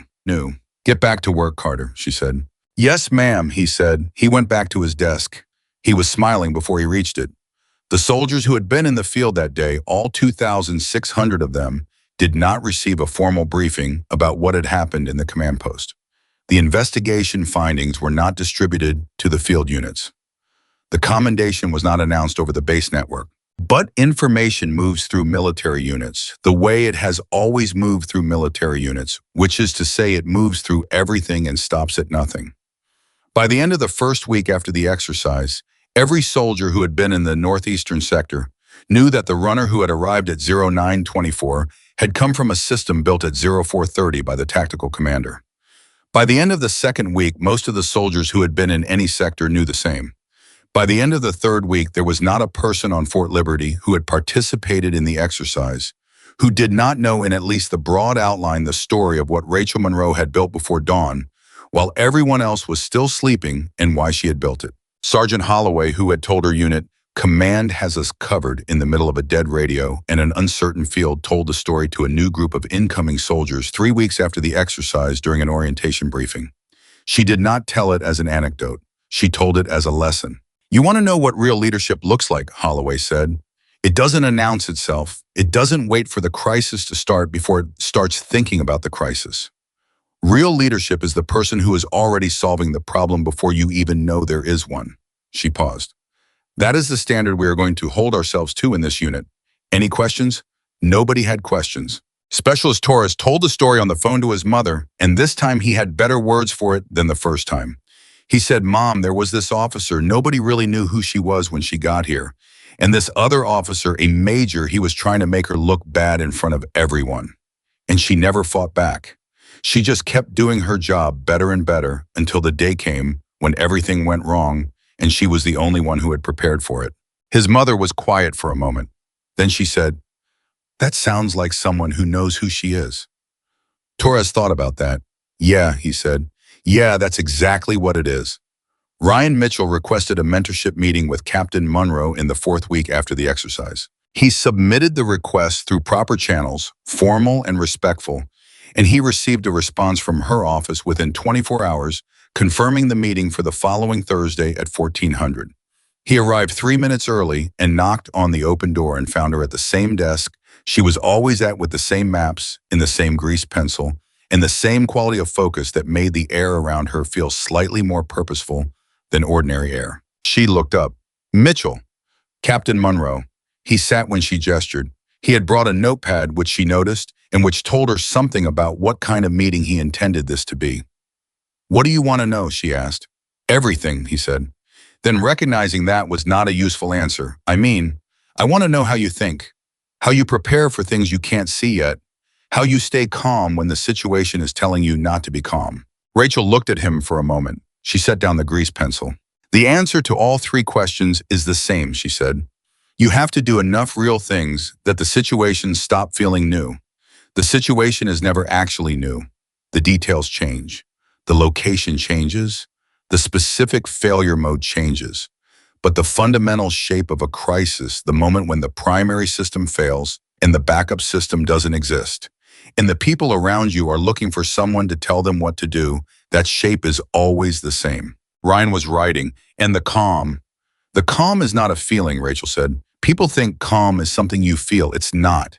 It's something you do. You do the next right thing, then the next one, then the next one. While you're doing those things, you don't have time to not be calm. The calm comes from the action, not the other way around." Ryan looked up from his notepad. "How do you know which thing is the next right thing?" Rachel looked at him steadily. "You practice," she said. "You put yourself in hard situations and you make decisions and you live with the outcomes and you learn from them. You build the knowledge base that tells you in real time without having to stop and think which thing is the next right thing." She paused. "And when you're wrong, which you will be, you write it down and you carry it with you and you make sure you're never wrong about that particular thing again." Ryan was quiet for a moment. Then, "The runner system. Was that practice or was that instinct?" "Both," Rachel said. "Instinct built by practice. You can't have one without the other." Ryan wrote that down. He underlined it. Rachel saw him underline it and said nothing. The mentorship meetings became weekly. Ryan Mitchell was not the only soldier who requested them. By the 6th week after the exercise, Rachel had 4 regular mentorship sessions on her calendar, and a 5th that Carter had quietly added at the request of 2 junior officers from the planning department who had heard about the sessions through channels Rachel had not specifically tracked. She ran all of them the same way: direct, honest, without performance or inspiration theater. She answered the questions that were asked, declined to embellish, offered the lessons that had cost her something to learn, and consistently redirected any conversation that tried to turn her into something larger or simpler than she actually was. She was not a legend. She had not done anything miraculous. She had identified a risk, built a response, and executed it when the risk materialized. She had done her job. That was the whole story. She said versions of that every week to people who kept trying to make the story bigger. They kept trying because the story of someone who does exactly their job completely and without compromise in the quiet before dawn, when nobody is watching, is not a small story at all. It is, in fact, the largest story there is. The people in those mentorship sessions understood that intuitively, even when they could not articulate it precisely, and that understanding was why they kept coming back. Derek Caldwell's conduct review concluded in the 5th week. The findings were measured and specific. His actions had been a failure of professional judgment that had created a hostile environment for a fellow officer and that had influenced the perceptions of subordinate personnel in ways that were not consistent with the standards expected of an officer of his rank and experience.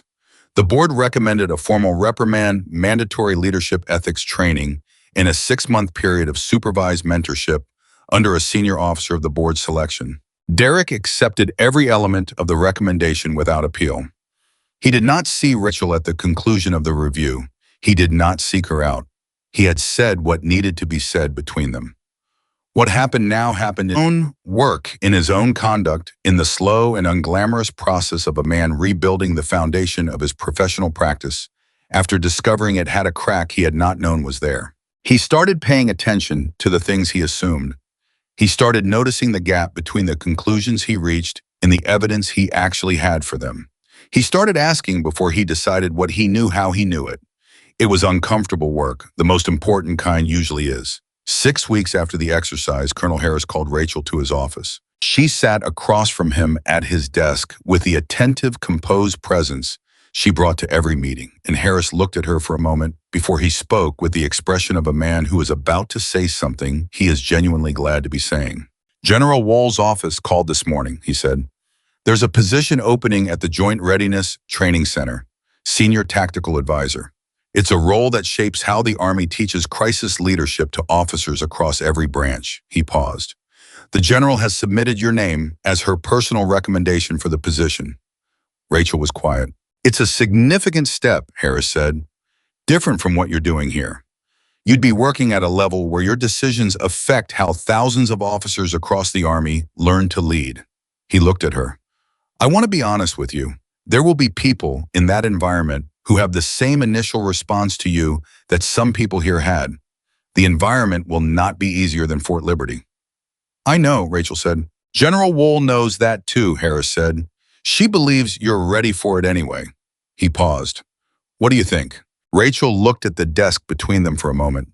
She thought about the forward operating base 8 years ago, about the 2 people, about the decisions she had made in the dark, about what to do with what she now knew, about 0430 and the grease pencil and the 4 yellow marks on an overlay map that became the thing that held an operation together when it was most needed. She thought about Ryan Mitchell's notepad and the underlined sentence, about Sergeant Holloway telling the story as a lesson, about Specialist Torres and his better words. She thought about Carter, who had gone back to his desk, smiling. She looked up at Harris. "When would I start?" she said. Harris almost smiled. 8 weeks. Gives you time to close out your current responsibilities and transition properly." "I'll need Carter for the transition," she said. "Done," Harris said. She stood. He stood.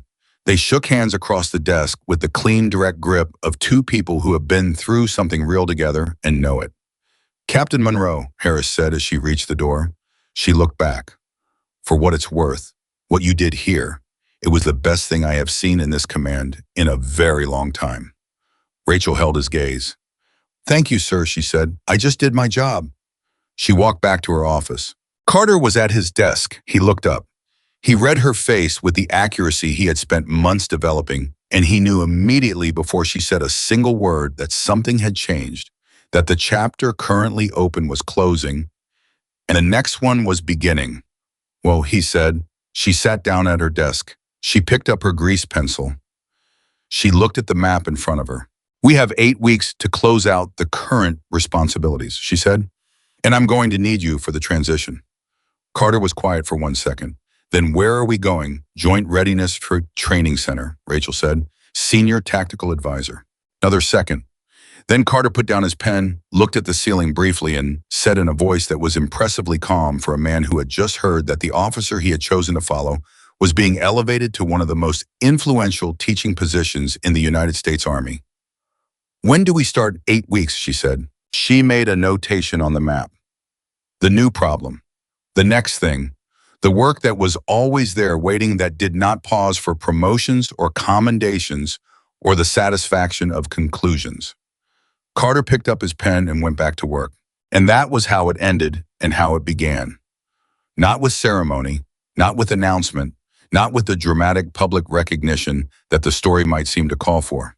It ended and began the way everything real ends and begins, in the life of a person who has always understood that the job is the point and the work is the answer, and the only moment that ever truly matters is the one you are currently in and what you choose to do inside it. Captain Rachel Monroe had arrived at Fort Liberty as a ghost. She was leaving as something the soldiers there would talk about for years, not because she had sought to be remembered, but because she had simply refused at every moment to be anything less than completely and uncompromisingly real. She had gone down to one knee on a training field. She had come back up. She had built a system in the dark before dawn that held 2,600 soldiers together when everything else failed. She had done it without asking for credit, without performing her capability, without once losing the stillness that made Derek Caldwell's laugh land so badly, and Ryan Mitchell's respect land so completely, and General Wool's recognition land so permanently. She had done her job, and she was going to keep doing it in a bigger room with more people watching, and it was not going to change her at all, because the thing that made Rachel Monroe exceptional had never had anything to do with the size of the room. It had to do with 0430, with the grease pencil, with the 4 yellow marks on the map that nobody else had thought to make yet, with the kind of person who is already solving the problem before anyone else knows there is one. That was who she was. That was who she had always been, and that was exactly enough.